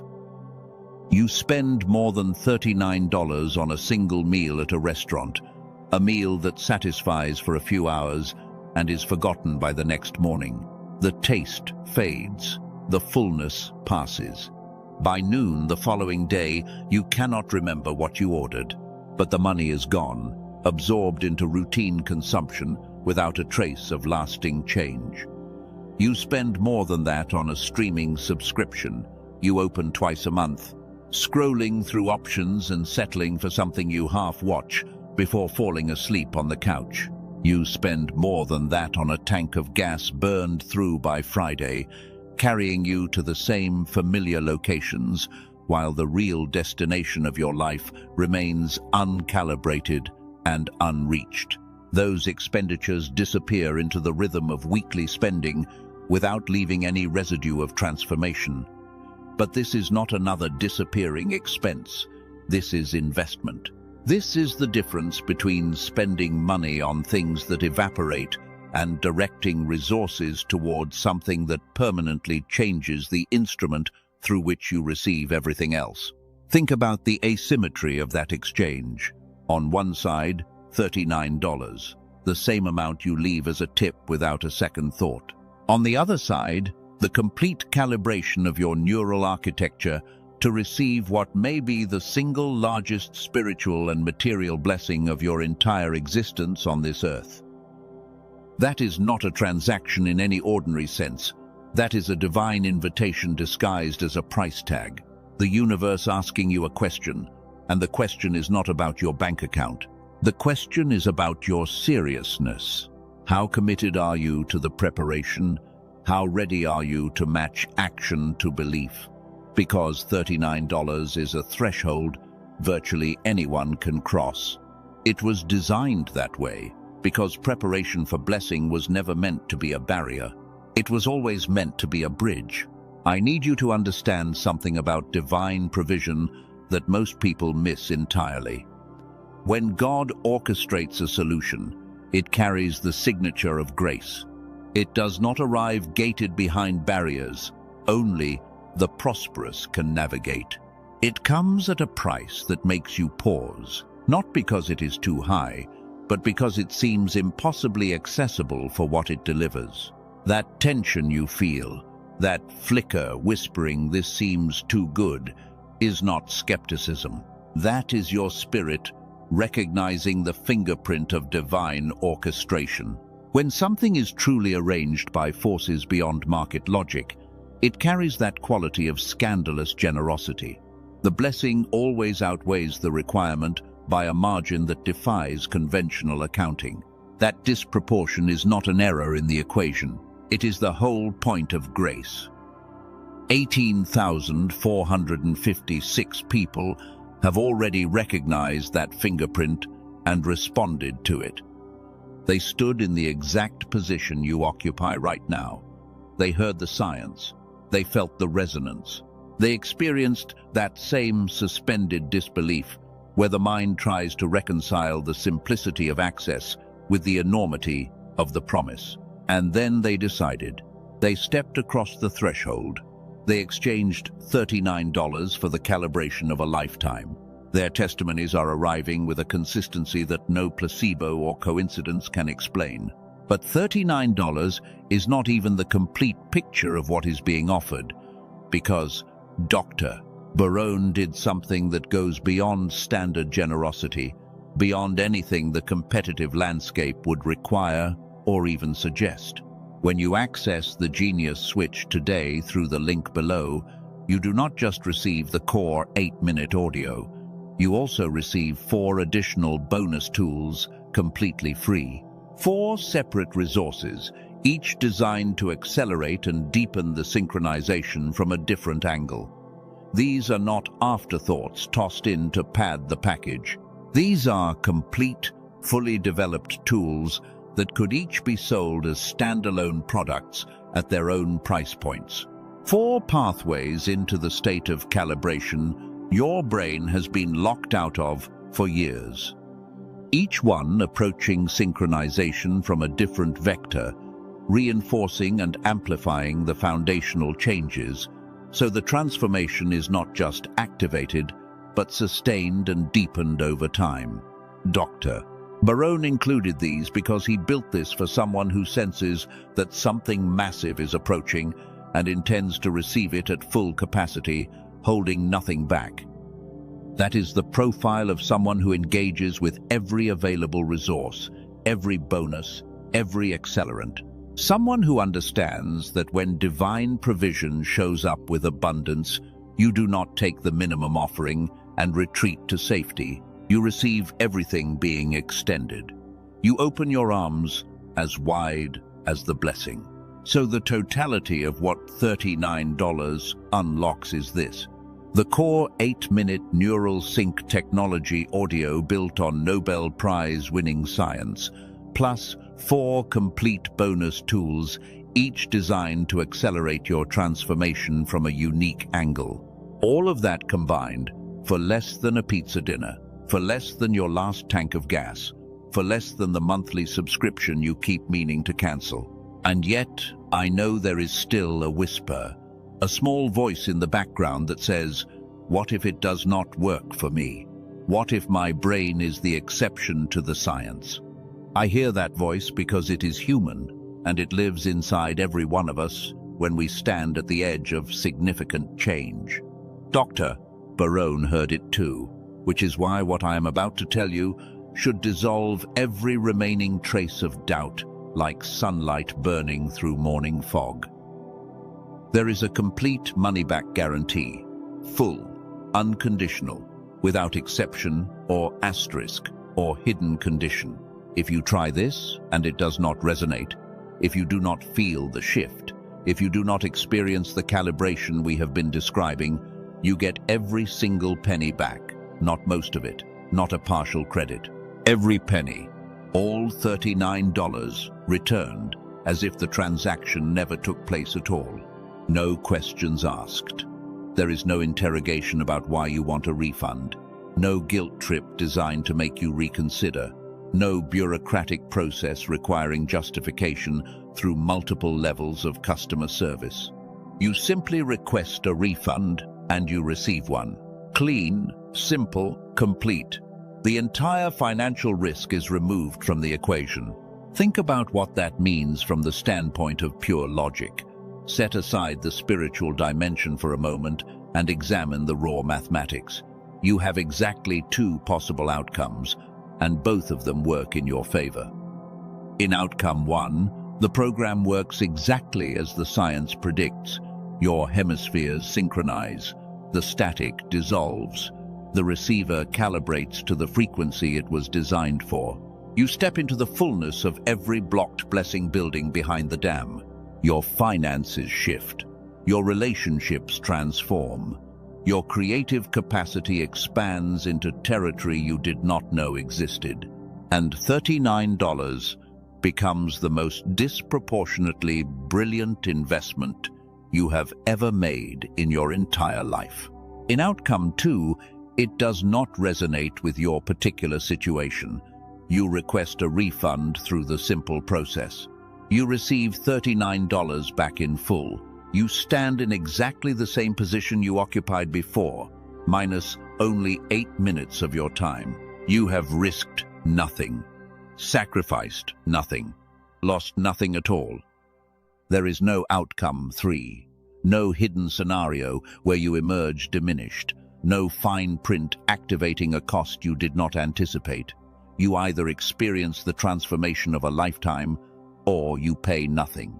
That is not a sales tactic cleverly designed to overcome objections. That is a guarantee built by someone whose confidence in the neuroscience is so complete that he stakes his entire professional reputation on it without hesitation. And here is the spiritual truth beneath the guarantee. When God orchestrates provision, it does not arrive wrapped in traps or concealed conditions. Divine provision is clean. It is transparent. It is structured so the person receiving it can move forward without fear.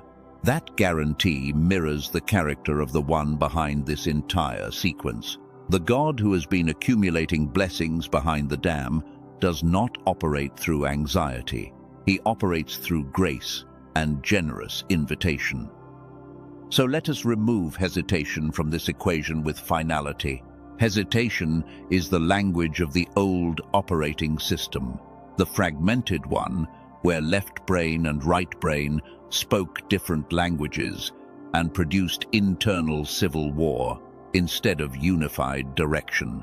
Hesitation is what happens when the analytical hemisphere cannot reconcile the magnitude of an opportunity with the simplicity of accessing it. Your left brain says this is too accessible to be real. Your right brain, your intuitive center, says this is exactly what you have been sensing on the horizon for months. In the gap between those conflicting signals, hesitation lives and feeds. But that gap is precisely what the program resolves. The tool that would end your hesitation is the very thing you are hesitating to access. The technology that synchronizes conflicting signals waits on the other side of the decision your conflicted signals are making difficult. This is why the moment of action matters, not because action should be impulsive, but because sometimes breakthrough requires moving before the internal conflict resolves on its own terms. Sometimes the bridge appears only when your foot is already in the air.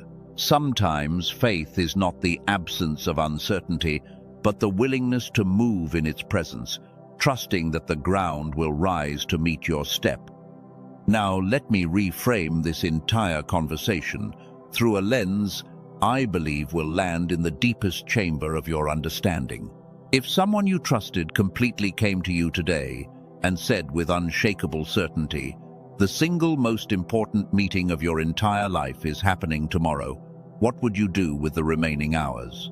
The meeting that determines your financial trajectory for the next decade, that shapes the legacy you leave your children, that opens or permanently closes the door on your creative destiny and spiritual authority. One meeting, tomorrow, everything riding on it. Would you show up unprepared? Would you roll out of bed 5 minutes before, grab whatever wrinkled clothes were on the floor, and stumble into that room with a foggy mind and unfocused eyes? Would you leave the most consequential moment of your existence to chance, hoping scattered thoughts would organize themselves spontaneously at the exact moment you needed them most? Of course not. You would prepare fiercely, deliberately, with focused intention. You would lay out your clothes the night before, set multiple alarms, eat for clarity, not comfort. Review every relevant detail.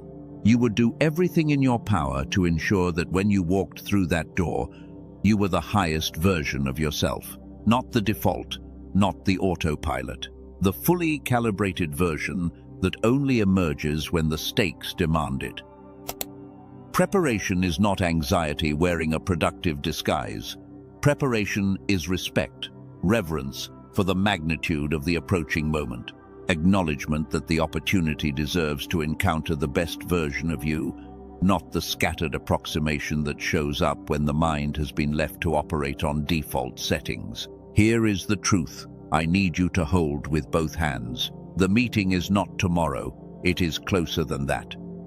The dam, holding back years of accumulated blessing, is not developing fractures that might breach next year. The pressure has reached the critical threshold. Your timeline of preparation has converged with the divine calendar of release.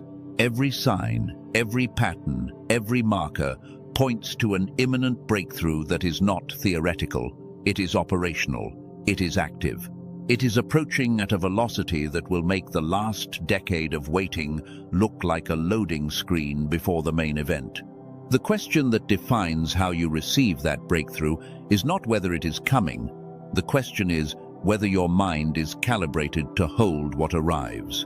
Whether the receiving instrument is tuned to the correct frequency, whether the vessel has been prepared for the volume of what is about to be poured into your life. You have witnessed this pattern in others, and it has always troubled you. People who receive a sudden windfall and lose it within months. People who stumble into an extraordinary opportunity and cannot sustain the momentum required to walk through it. People handed everything they prayed for, watching helplessly as it slips through their fingers like water through a sieve. You have always wondered why breakthrough comes and goes for some people, why blessing arrives at the front door but refuses to stay. Now, you know the answer. The receiving instrument was not calibrated before the blessing arrived. The synchronization was not in place. The mind was operating on fragmented signals, and when the fullness of blessing hit that fragmented system, it could not maintain coherence, not because God made an error in delivery, but because the vessel was not prepared for the volume of what was being poured. You are not going to be that person. Not after everything you have learned during this message. You are not going to stand at the threshold of your greatest breakthrough with an uncalibrated mind and hope for the best. You are not going to watch the dam break and realize too late that your receiver was tuned to static while the frequency of blessing played on a channel you could not access. Not because you could not afford $39, not because the science was hidden from you. It reached you today, right now. This is your preparation, not a luxury, not an optional enhancement. This is the essential calibration standing between who you are and who you need to be when the dam gives way. And the preparation costs less than your last meal at a restaurant. The barrier between you and calibration is not financial, intellectual, or spiritual. It is decisional. It is the thin membrane between knowing what you need to do and actually doing it. Between hearing the call and answering with your feet instead of just your feelings. Every person who has ever missed a divine appointment missed it not because the door was locked. They missed it because they stood before a wide-open door and conducted an internal debate about whether walking through was the wise thing to do. They had the key in their hand. They had the invitation. They had the address, the time, the assurance that something extraordinary waited on the other side. They had everything except the willingness to move their feet across the threshold at the moment when it was available for crossing. I do not believe that describes you. I do not believe you have traveled this far through the neuroscience and the revelation only to stop here. Only to pause at the exact threshold where preparation meets opportunity, meets guarantee, meets accessibility, and decide that $39.08 is too steep an investment in the rest of your life. The link is in the description below. The program is available right now. The money-back guarantee eliminates every particle of risk. The 4 bonus tools amplify and sustain the transformation. And the price is so accessible it almost seems like a divine test, not of your wallet, but of your willingness to believe that something this simple could genuinely be the catalyst for the largest shift your life has ever known. Pass the test. Not for me, not for Dr. Barone, for the version of yourself waiting on the other side of calibration with a patience that mirrors the patience of the one who designed you. For the future, you have been sensing in fragments but could never fully see, because the instrument of perception was still out of tune. For the blessing that has been pressing against the dam for years and is now bearing down on the final barrier with a force that nothing can contain for very much longer.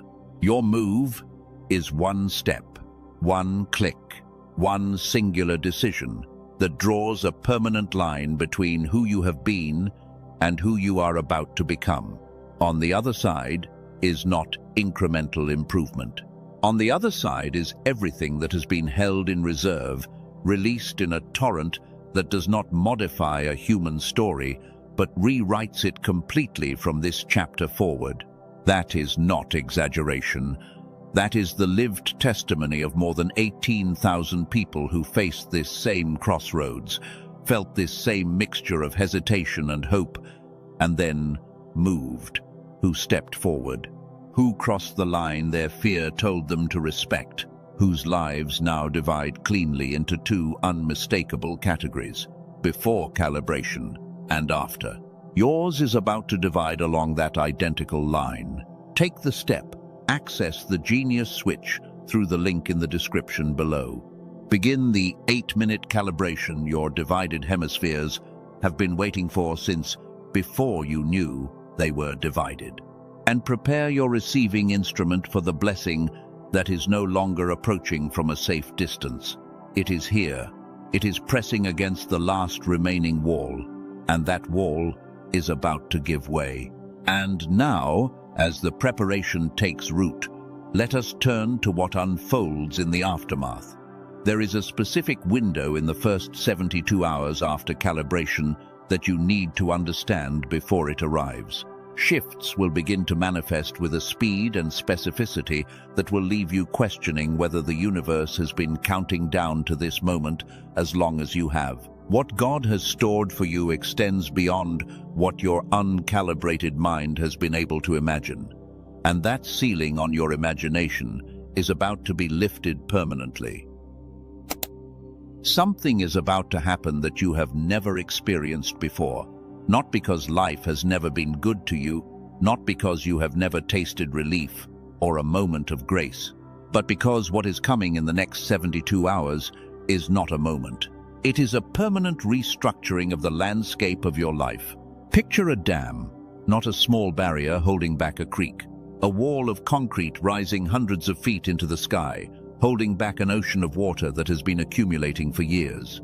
Every prayer you have prayed, every tear you have cried when no one was watching, every night you stayed faithful when betrayal would have been easier, all of it has been filling the reservoir behind this dam. And the water level has been rising past the markers that said, "This is enough," rising past every expectation, rising until the pressure against that wall became something that no human structure could contain. And now, the first crack has appeared. Not a dramatic explosion, just a thin line in the concrete, barely visible to the naked eye. But that crack is everything. Because water is patient and water is persistent, and water will find every fracture, every opening, and it will push through with a force that turns hairline fractures into gaping channels. That first crack is the phone call you are about to receive, the one from a number you do not recognize, with an offer you did not apply for. Someone is going to say your name in a room you have never entered, and the words that follow your name will be words like opportunity and provision. And we have been looking for someone exactly like you. The second crack is the email. It arrives quietly, slipping into your inbox between the newsletters you never read and the notifications you always dismiss. But this email is from a name you have not seen in years. Someone who drifted out of your orbit, someone you assumed had forgotten you existed. They do not know about your prayer. They do not know about your need. But God knows about both. And God has been stirring memories of you in their hearts. The third crack is the conversation. You are standing in line somewhere ordinary, a grocery store, a coffee shop. The person next to you says something casual, something that would mean nothing to anyone else. But to you, that casual comment lands like a key sliding into a lock you have been trying to pick for months. Suddenly, the decision you have been agonizing over becomes crystal clear. God used an ordinary moment to deliver an extraordinary revelation. And this is just the first 24 hours. By hour 36, the cracks have multiplied beyond counting, and the dam is no longer holding. The water is not seeping anymore, it is surging. It is roaring through openings that are widening by the minute. You can feel it in the way doors that were bolted shut suddenly swing open as if they were never locked at all. Picture the territory below the dam. This is your life as it has been. Dry valleys where your finances used to flow before the drought came. Cracked riverbeds where your relationships used to run deep before disappointment baked the mud into broken patterns. Parched fields where your creativity once bloomed wild before the long winter of waiting froze everything into dormancy. But water has a memory, and the river that is now being released remembers every curve, every channel, every tributary it once carved through your life. It remembers where your joy used to pool on Saturday mornings. It remembers where your peace used to meander through your afternoons. It remembers where your confidence used to cascade over the challenges that once seemed impossible. The financial valley is the first to flood. The water reaches the lowest point first, because that is what water does. It finds the deepest need and fills it before anything else. That unexpected check arrives, and it is not a small amount. It is a number that makes you count the zeros twice because your eyes cannot believe what your hands are holding. The business idea that has been floating around the edges of your mind suddenly crystallizes into something so clear and compelling that you wonder how you did not see it before. The promotion comes through, and the salary is not an incremental increase. It is a leap, the kind of number that changes the way you think about the next 5 years of your life. And that debt, the one that has been sitting on your shoulders like a physical weight, the one that wakes you at 3 in the morning, that debt gets resolved in a way you could never have engineered yourself. A door opens that you did not even know was a door. A provision appears that does not follow the normal rules of how money works. And even as the financial valley is filling, the water is already pushing into the cracked riverbeds of your relationships. The person you have been praying would change suddenly calls you with a voice you have not heard them use in years. A soft voice, a real voice. A voice that says, "I have been thinking, and I am sorry, and I want to try again." Something dead is being resurrected right in front of you. But it does not stop with one relationship. This is not a trickle. This is a flood. The connection you need for your next season, the mentor, the partner, the collaborator who understands the specific calling on your life. That person appears as if God delivered them to your doorstep today.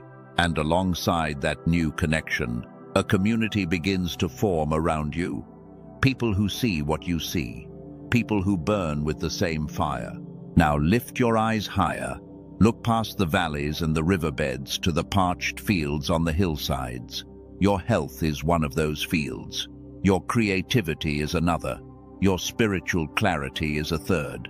And the rain is coming. Not a gentle drizzle that dampens the surface but never reaches the roots. This is the kind of rain the old farmers talked about with reverence. Now, I need to tell you about the constellation. This is not just a word, it is a map. It is a revelation that is going to rewrite the way you understand your entire history. Store it somewhere safe in your spirit, because in the days ahead, you are going to need it. Imagine that every blessing God has planned for you is a star. Every opportunity is a point of light in your sky. Every connection, every breakthrough, every provision, every healing, each one is a star. Right now, if you look up, you see those stars scattered everywhere, random, disconnected. The star of that job opportunity in the east, completely unrelated to the star of that relationship healing in the west, financial provision in the north, with no visible connection to creative breakthrough in the south. But here is what is about to happen. In the next 72 hours, those stars are going to move, not with the streaking of a shooting star, but with the slow, deliberate precision of celestial alignment. The star of the job drifts toward the star of the relocation. The relocation drifts toward the relationship. The relationship drifts toward the calling. And line by line, point by point, light by light, a pattern emerges in your sky that takes your breath away. You are going to see how the job you did not get in 2021 was not a rejection, but a redirection. If you had taken it, you would have been in the wrong city when the person you are about to meet walks into your life. The relationship that ended in 2022 was not a punishment, but a preparation. The financial loss of 2023 was not a setback, but a setup, because the money you lost was planted like a seed in soil you could not see. And when you see the full constellation, when all the stars have taken their positions and the pattern emerges complete and breathtaking against the dark sky of everything you have endured, you are going to understand that God was never random. Every twist, every detour, every delay was a precise, intentional placement of a star in your sky, positioned years in advance, so that on this night, the constellation would finally be visible. And it is going to be so beautiful that you need to sit down to take it in. This is why you were told to find your seat. Not because standing is wrong, but because what you are about to see is so intricate, so magnificently designed, that your knees may not hold you when the fullness of it registers. Let me tell you about the scale of what has been stored for you, because I do not think you understand the volume of what is coming. What I am about to describe is not exaggeration. It is not spiritual poetry designed to make you feel momentarily warm. It is an inventory of what is actually packed and labeled and ready for delivery. God has not been withholding from you. God has been storing for you. There is a universe of difference between those two realities. A parent who hides Christmas presents in the closet in September is not withholding gifts from the child. The child may feel forgotten walking past that closet every day. But on Christmas morning, when the door opens and gifts come pouring out, every tear becomes a memory of misunderstanding. Here is what makes this staggering. This is not one Christmas. This is multiple years of blessing compressed into a single delivery. Every prayer you prayed in 2019 that seemed to bounce off the ceiling, unanswered, it was heard and stored. Every tear you cried in 2020 when the world was falling apart and your world was falling apart inside it, every one was converted into currency in a kingdom economy that values suffering as investment. Every sacrifice you made in 2021 when you gave what you could not afford to give and stayed in a place that was slowly breaking you because you believed God told you to stay, all of it was recorded.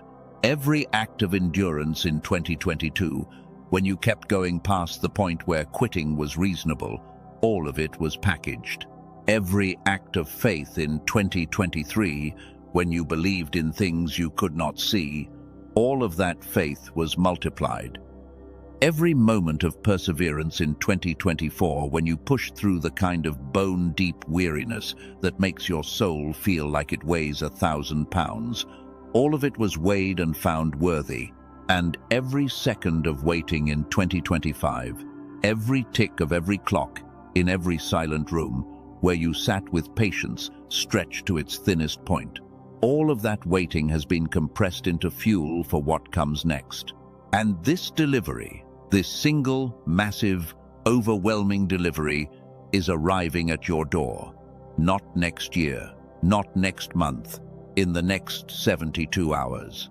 Let me paint the financial picture in detail, because I want you to see it so clearly that when it begins, you recognize it immediately and do not dismiss it as coincidence.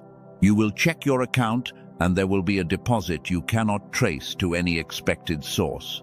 When the bank verifies it is real, you are going to sit in your car and feel something break open in your chest. Not sadness, something much older. The frozen certainty that you would never have enough is going to shatter like ice on a spring river. Warmth spreads through your body as abundance takes up residence where scarcity has been squatting for years. But that deposit is just the first wave. The business idea comes next. You have been carrying a seed of something, a concept you have thought about in the shower, scribbled on napkins, mentioned to people who nodded politely but did not understand. In the next 72 hours, that seed germinates so fast you can almost hear it growing. Someone says something that clicks the final piece into place. The idea that was abstract becomes concrete. The vision that was a daydream becomes a blueprint. Then the promotion arrives, or the new position, or the offer from the company you never applied to but somehow has your name because a person you met 3 years ago mentioned you to their director last week. The number on the offer letter will be higher than what you were secretly hoping for, the number you were almost embarrassed to ask God for because it felt greedy. It is not greedy, it is stored. And stored blessing does not arrive in modest portions. It arrives in portions that match the duration of the storage. The investment bears fruit. The side project catches fire. Multiple streams begin flowing simultaneously. These are not sequential events spread over months. These are simultaneous currents converging into a single river of provision, wider and deeper than anything your dry season prepared you to imagine. Now, let me show you the relational landscape, because money without meaningful relationships is just loneliness with better furniture. The person you have been praying for. You know exactly who I am talking about. Something is shifting in that person right now. Not because these words have power over their will, but because the same God who stored your blessing has been working in their heart with the same patience. They are about to have a moment of clarity that mirrors your own. And the change will not be gradual. It will be sudden, like someone turning on a light in a room that has been dark for years. And the relationship you thought was dead, the one you mourned, the one you held a private funeral for in your heart, where you buried the hope of reconciliation and planted grief flowers on the grave and walked away. That grave is about to crack open, not in a terrifying way, in a resurrection way. Life is pushing up through the stone, and the flowers you planted in grief are about to be displaced by something far more beautiful growing from underneath. New connections arrive like rain. A mentor appears who has walked the exact path you are about to walk. A collaborator emerges who has the skills you lack and lacks the skills you have. A friend materializes, not a surface friend, but the kind who can sit with you in silence, and in that silence you feel more understood than in years of conversation with others. And a community coalesces around you almost overnight. One day the water is scattered. The next morning it is solid and strong enough to walk on. Now look at your spiritual life. Look at what is about to happen in the most intimate territory of your existence. Because provision without spiritual clarity is like receiving a map you cannot read. And God is not just sending provision. God is sending the ability to navigate it. Your prayer life is about to change, and the change will not come from effort. You are not going to try harder or wake up earlier or use better words. The change comes because the static disappears. Imagine you have been trying to hear a broadcast through walls of interference. Every prayer accompanied by doubt, hissing, fear, crackling, confusion, buzzing. You could hear fragments, but the signal was never clean. In the next 72 hours, every source of interference gets unplugged, and the silence that follows, the sudden crystal clarity of a channel with no static, will be so startling that you might mistake it for something going wrong. Nothing is going wrong. Everything is finally going right. You will hear clearly, not audible voices, but something deeper than sound, a knowing that settles into your bones, a direction that does not come with question marks. You will ask God a question and the answer will arrive before you finish asking, Because the channel that has been clogged with years of debris is now flowing clean and fast and free. The confusion lifts, and when I say lifts, I mean it the way fog lifts from a valley on a warm morning. One moment you are surrounded by thick, white blindness, unable to see 3 feet ahead. The next moment, the sun touches the fog and it dissolves, first in patches, then entirely, until you are standing in a valley so beautiful you cannot believe you were walking through it without seeing it. The inner compass that has been spinning wildly for years locks onto true north, and you feel it lock. There is an almost physical sensation, like a click in your spirit, when purpose aligns with calling, and calling aligns with timing, and timing aligns with provision. Every step forward stops feeling like a risk and starts feeling like a homecoming. You are walking into a place prepared for you, and every room you enter feels like it has your name written on the doorframe.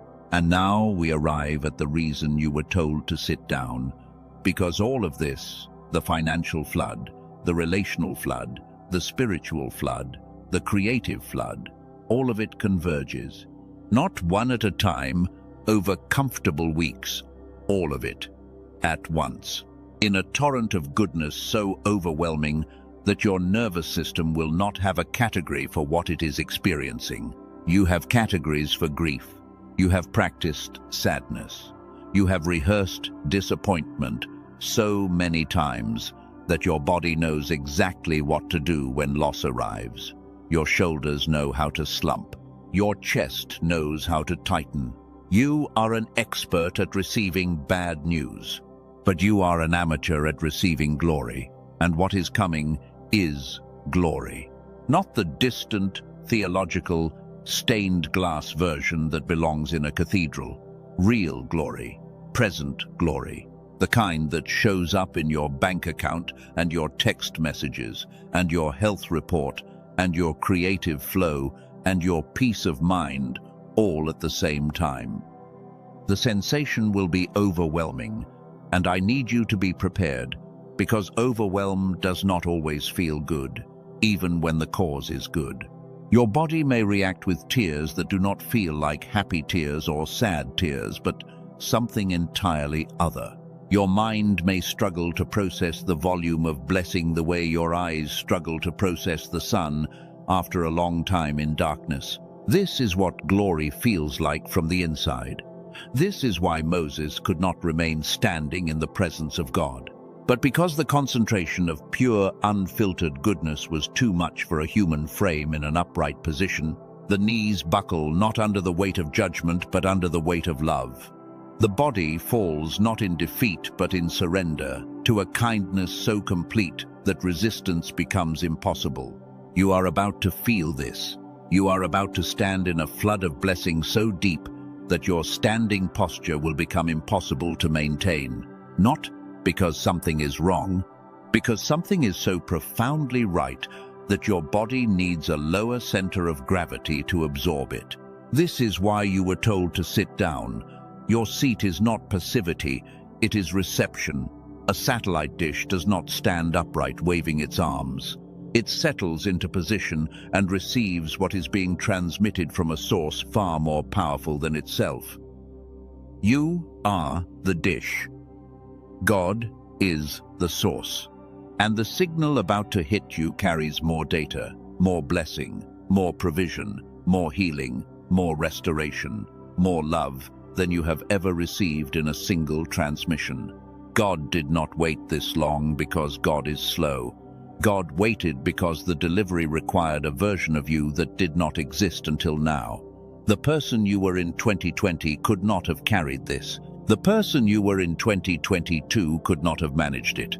Glory requires strength built only through endurance. You have been in training. Every hard day was a rep. Every sleepless night was a set. Every disappointment was a weight on the bar, building muscle you could not see. And now, the training is complete. Your spiritual frame is strong enough. Your emotional capacity is wide enough. Your faith is deep enough. You are ready. Consider the specificity of what is coming. This is not a general blessing falling on a general population. This is a custom delivery, hand-packaged, individually addressed, with your name on the label. The provision matches the exact shape of your specific need. The healing targets the precise location of your particular wound.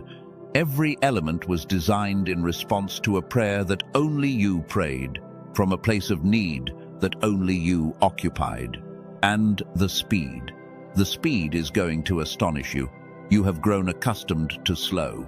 You have adjusted your expectations to the crawl of waiting, the glacial pace of delay.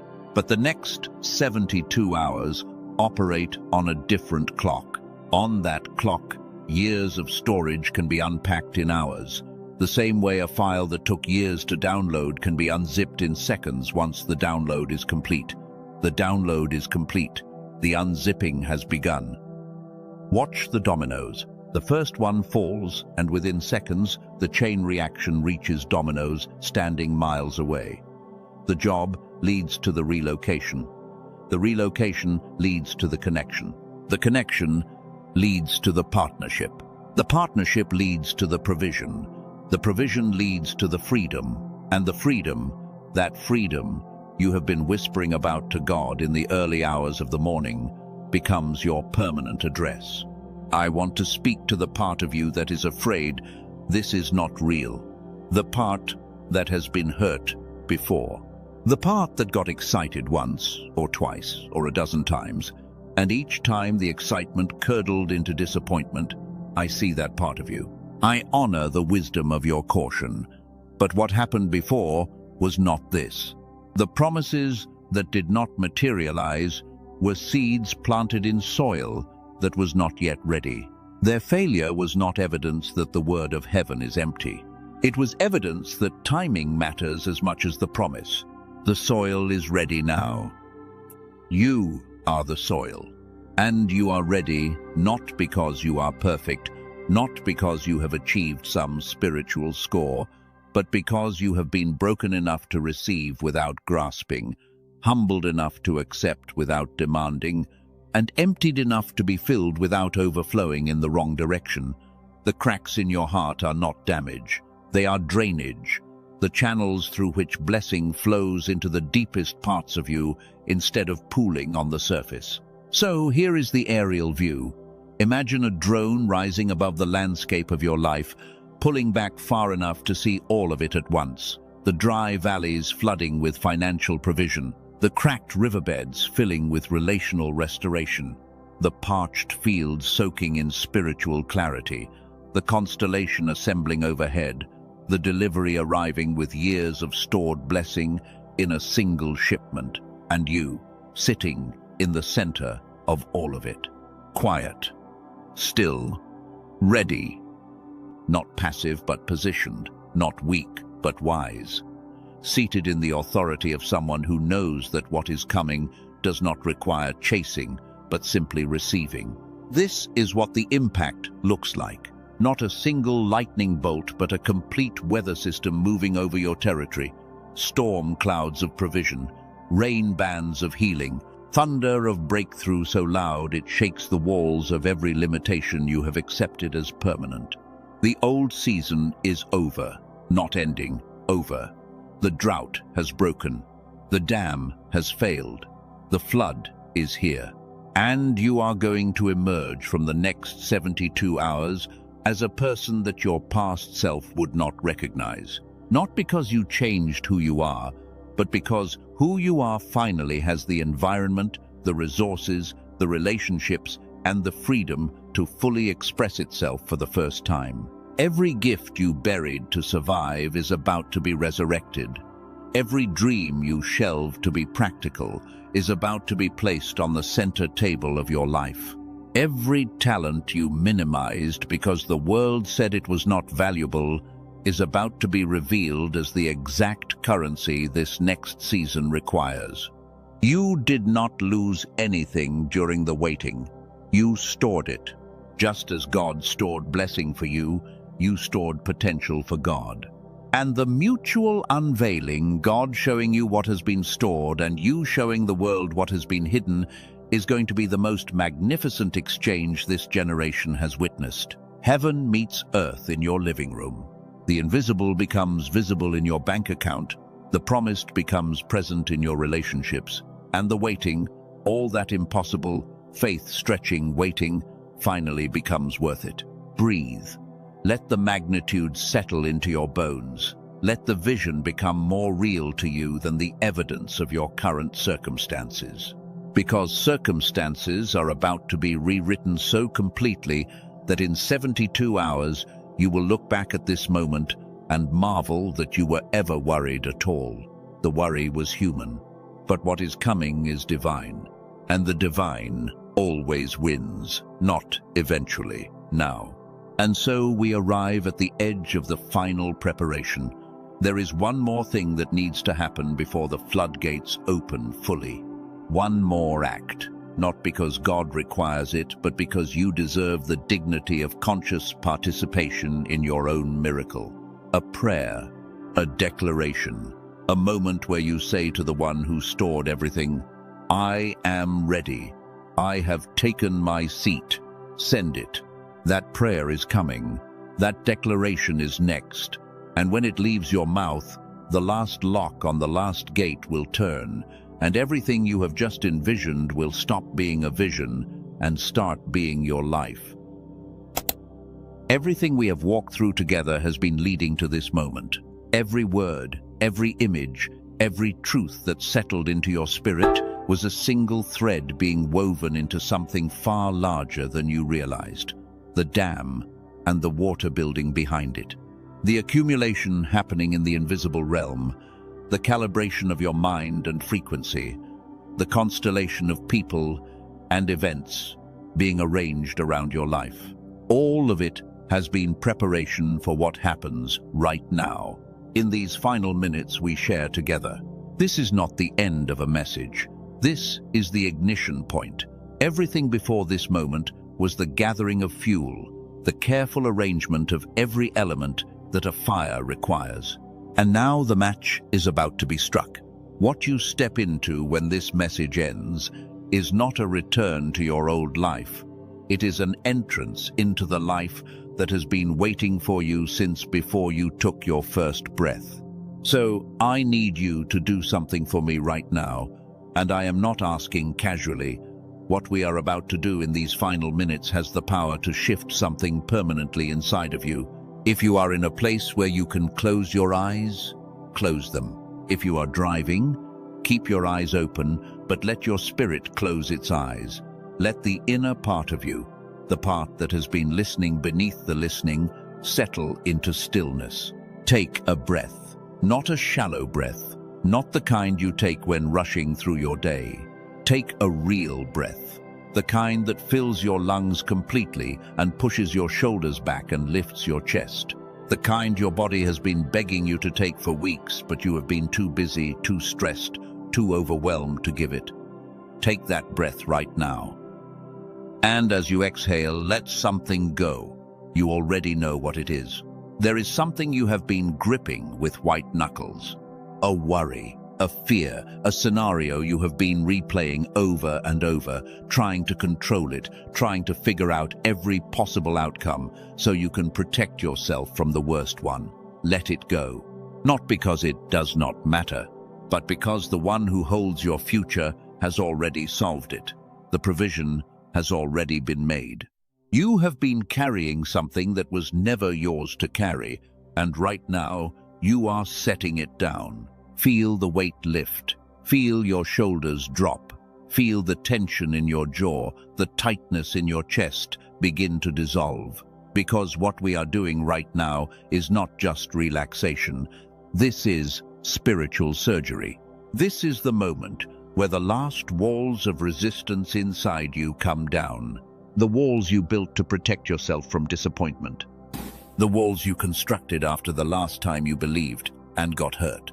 The walls that whispered, do not hope too much, do not expect too much, do not open yourself too much, because you know what happens when you do. Those walls served you once. They kept you alive during a season when you needed armor.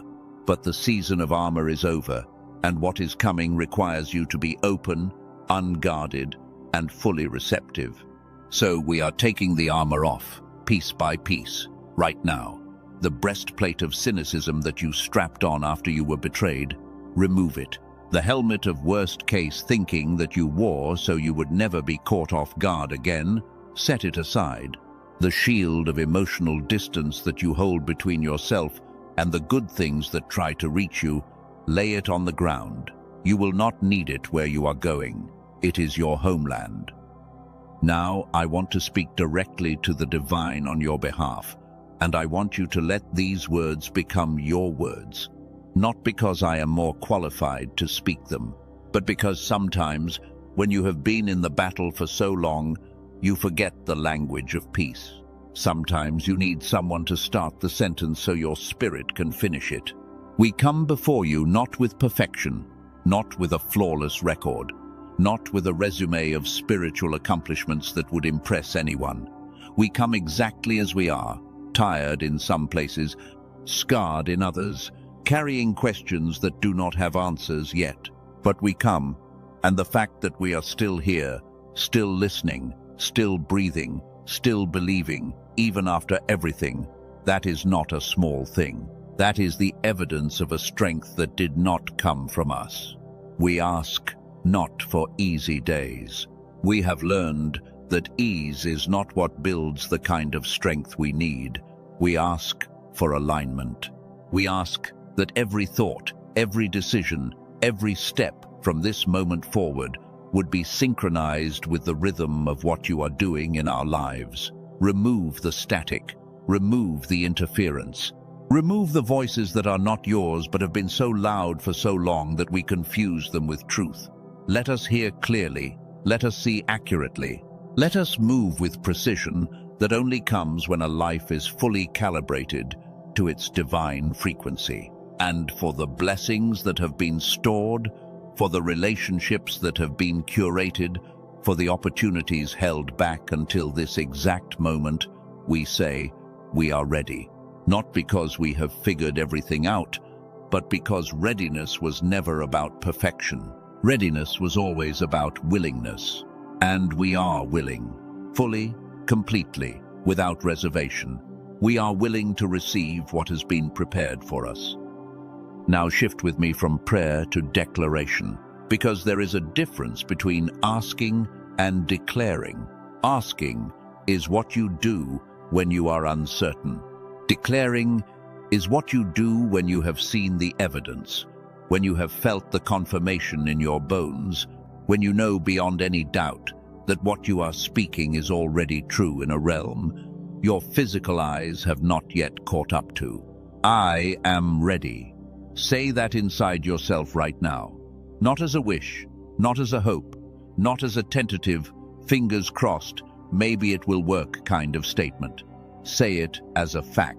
Say it as a truth that is as solid as the ground beneath your feet. I am ready. My mind is calibrated. The static has been cleared. The frequency has been tuned. The signal is strong and clear and connected directly to the source of everything being sent to me. My spirit is open. The walls are down. The armor is off. I am not bracing for disappointment. I am standing in the posture of someone who knows that what is coming is good and that I am worthy of receiving it. Not because I earned it through suffering, though I have suffered. Not because I earned it through patience, though I have been patient beyond measure, but because worthiness was built into me at the moment of my creation, and nothing that has happened since has the power to undo that. My territory is prepared. The ground has been cleared. The soil has been turned. The seeds that were planted in tears are ready to break through the surface. And I am not going to apologize for the harvest that is coming. I am not going to shrink it down to make other people comfortable. My harvest is my harvest. It was grown in my soil, watered by my tears, protected by my faith, and I will receive every single grain of it.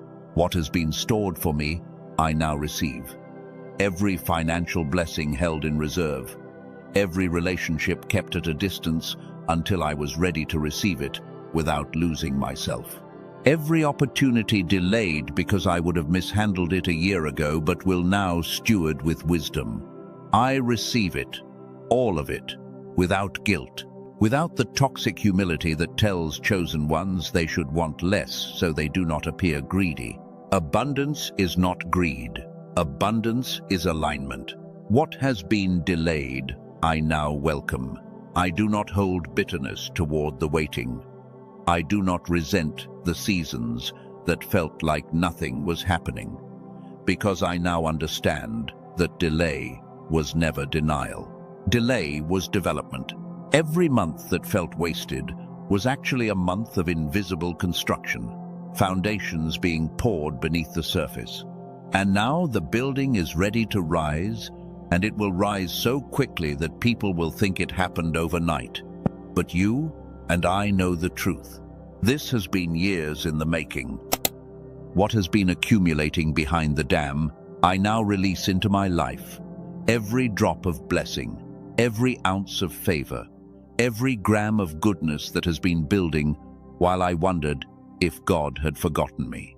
It was never forgotten. It was being stored. It was being compounded. It was gathering force behind a wall that was always meant to be temporary. And now the wall cracks. Now the dam breaks. Now everything held back comes rushing forward with a force that will reshape my life permanently. Now let me take you back to where this all began, because the most powerful journeys do not just end. They circle back to the beginning and show you that the starting point was never what you thought it was. At the very beginning of this message, before the metaphors, before the revelations, before any of the truths unfolding over the course of this hour, God told you to sit down. Maybe you thought it was an instruction to rest because you were tired. Maybe you thought it was a command to stop striving. Maybe you even resisted it because sitting down felt like giving up, and you have never been someone who gives up.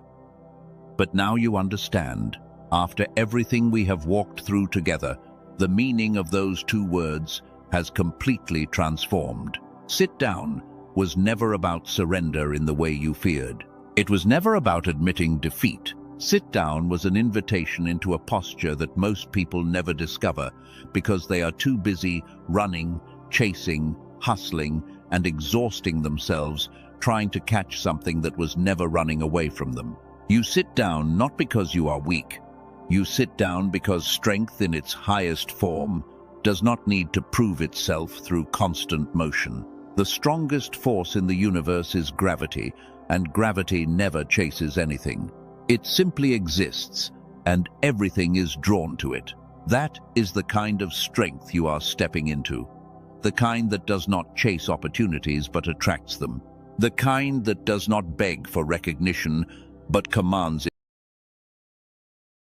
You sit down not because you are tired, although you have every right to be. You have been carrying weight that would have crushed most people. You have been functioning at a level that required more energy than anyone around you realized. You have been showing up day after day, fighting battles on multiple fronts that nobody could see. That kind of endurance does not produce tiredness. It produces authority, and authority takes its seat. You sit down not because you have given up. You sit down because giving up was never actually an option for you. And somewhere deep inside, you always knew that. Even in your darkest moments, even when the voice in your head was screaming at you to quit, there was another voice, quieter but immovable, that simply said, "Not yet. Keep going. This is not your ending." That voice was not your own.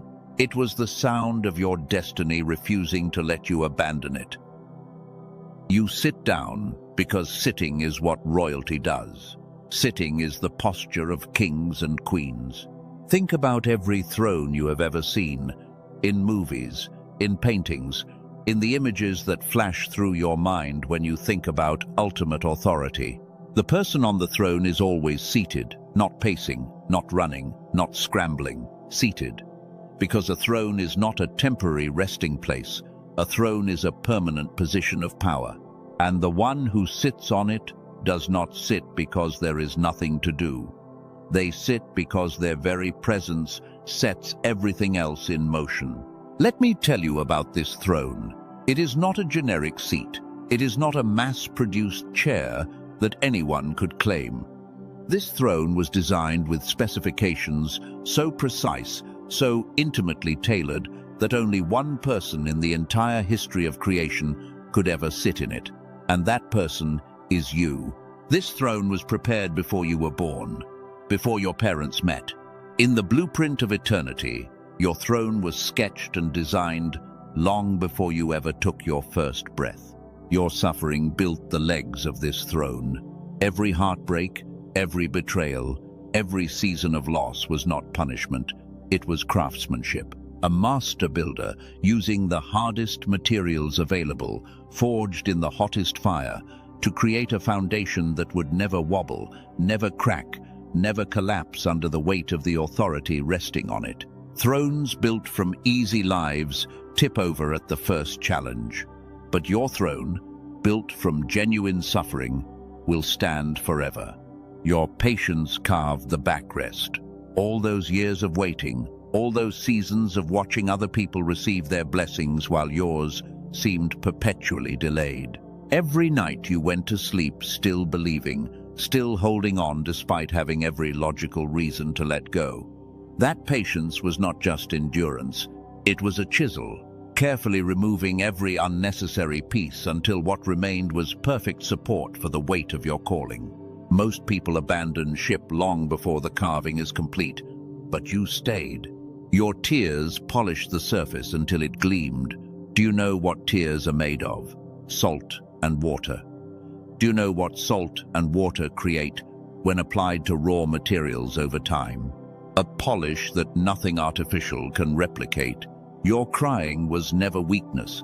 It was refinement. Each tear that fell in the darkness, each moment of honest pain that you allowed yourself to feel instead of burying it, was a stroke of polish on the throne, being prepared for you. Every trial was a carpenter shaping your seat. Every rejection was a sculptor removing what did not belong. Every closed door was an architect ensuring the final design matched the original blueprint exactly. And now the throne is finished, complete, not a single element missing.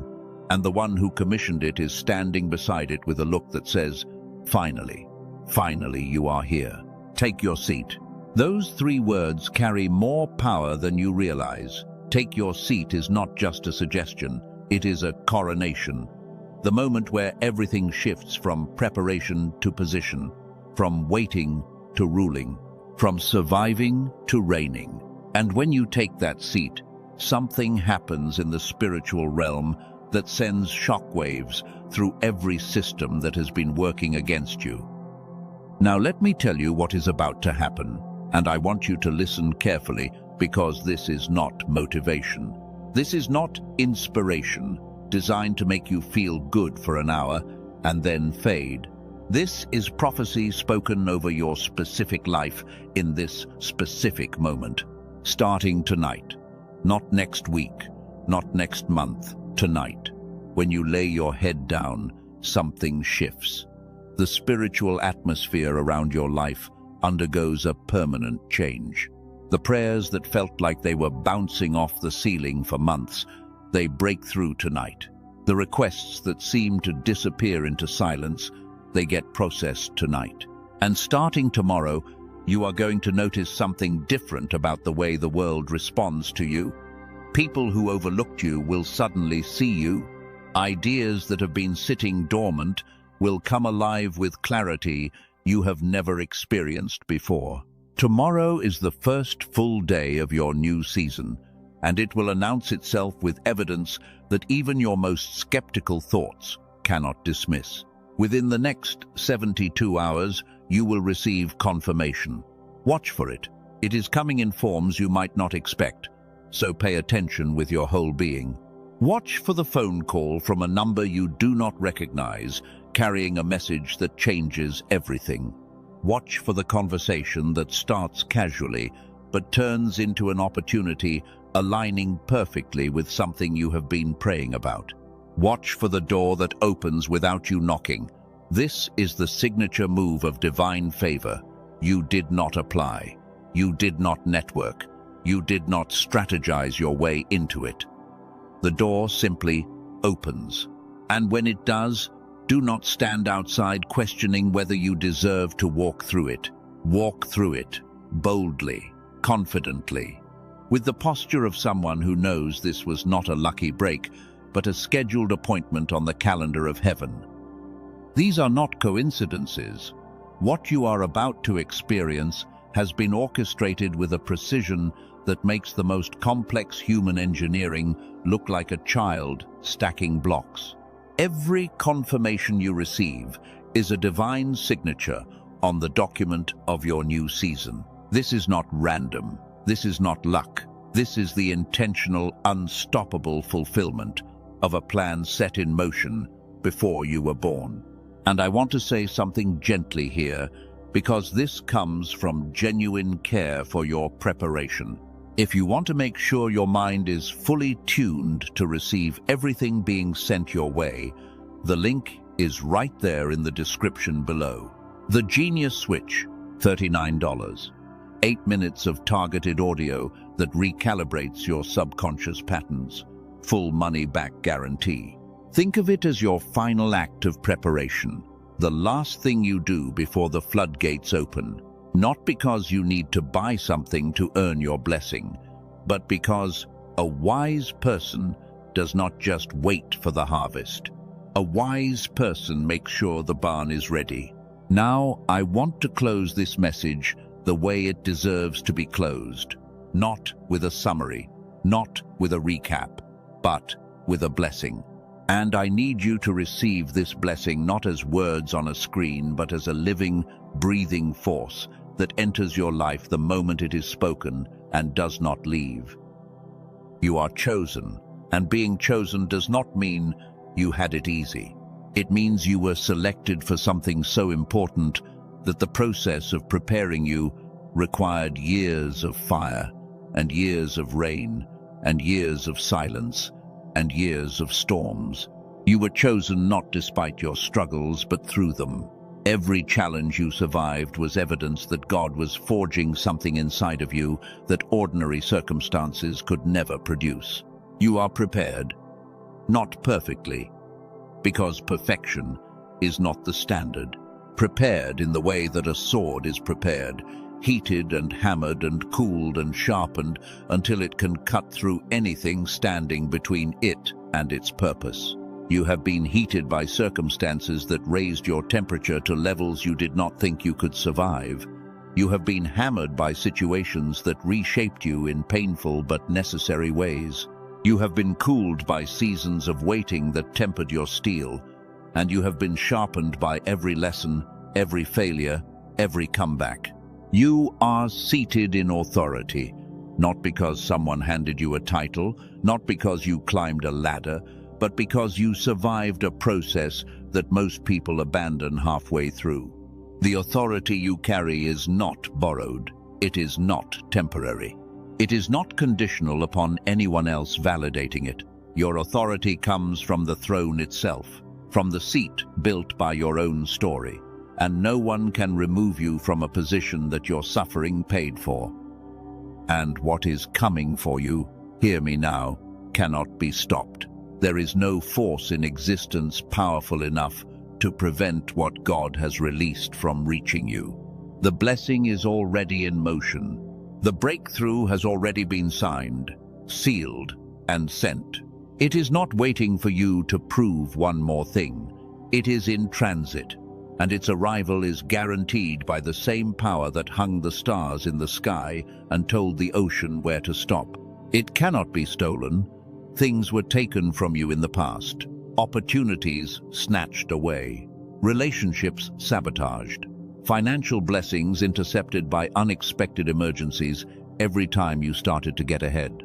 But this next season has a different security protocol. What is coming to you now is marked, tagged, sealed, and escorted by forces that do not answer to the thief. What has your name on it will reach your hands. It cannot be delayed any longer. The delays are over. The postponements are finished. The pending status that your blessings have been sitting in has been changed to approved and in transit. For years, your files sat in the pending folder, not rejected, never rejected, but held because the timing was not right. The review is complete. The inspection has passed. Your blessings are no longer pending. They are active. They are arriving. The dam is cracking. Can you hear it? In the quietest part of your spirit, beyond the noise of your daily life, there is a sound. It is the sound of pressure finally exceeding capacity. A low, deep rumble that started the moment you pressed play on this message, building with every truth, every declaration spoken over your life. The cracks are spreading. The dam was never meant to be permanent. It was meant to accumulate enough volume to create a flood, and the accumulation is complete. The water is rising, not slowly, not gradually, not in a manageable trickle you can plan around. The water is rising with the force of something compressed and contained for far too long. When this dam breaks, and it is breaking now, the release will be sudden. The release will be overwhelming. Your first instinct might be to wonder if you can handle it. You can. That is why you were prepared. And your territory is about to be flooded. Every dry place in your life is about to be saturated with goodness. Every area where you have experienced lack is about to overflow with provision. Every relationship marked by loneliness is about to be filled with connection so genuine you will forget what isolation felt like. Your financial landscape transforms from desert to garden. Your emotional world shifts from drought to abundance. More goodness than you have ever experienced in your entire life. Think about the best day you have ever had. The day when everything went right, when laughter came easy, when love felt tangible, when peace settled over you. That day is about to become your baseline. Not your peak, your baseline. The starting point from which even better days are measured. This is not optimism. This is not wishful thinking. This is the natural, inevitable result of a divine process that has been running in your life for years. Seeds do not stay buried forever. Rain does not fall without producing growth. Winter does not last through eternity. And you, chosen one, you have been in winter long enough.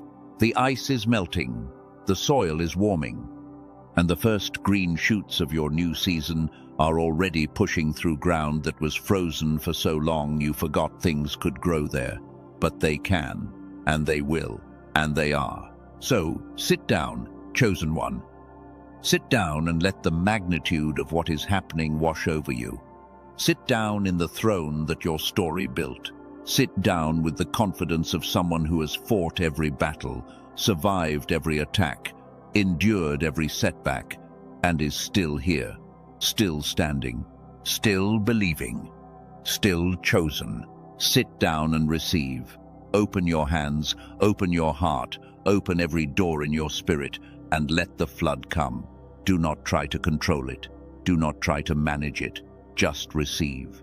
The way the earth receives rain, the way the shore receives waves, the way a mother receives a child she has been waiting for, with wonder, with tears, with a gratitude so deep it cannot find words. What is about to hit your life is massive. Not small, not moderate, massive. The kind of massive that changes your family tree. The kind that shifts generational patterns. The kind that makes your grandchildren tell stories about the season when everything changed, when the curse broke, when the tide turned, when the chosen one in their bloodline finally stepped into their full authority, and everything was different from that moment forward. And you are finally ready for it, after everything. After the tears and the trials and the silence and the suffering. After the moments when you almost quit, and the moments when you wished you could disappear. After all of it, you are ready. Not because the process made you perfect, but because the process made you prepared. And prepared is all you ever needed to be. So sit down, chosen one. Sit down in your authority. Sit down in your peace. Sit down in the absolute, unshakable, knowing that what God started in you will be finished. That what was promised to you will be delivered. That what was stored for you will be released. And that starting today, starting this very hour, your life will never be the same. Sit down and receive. It is here. It is now. It is yours.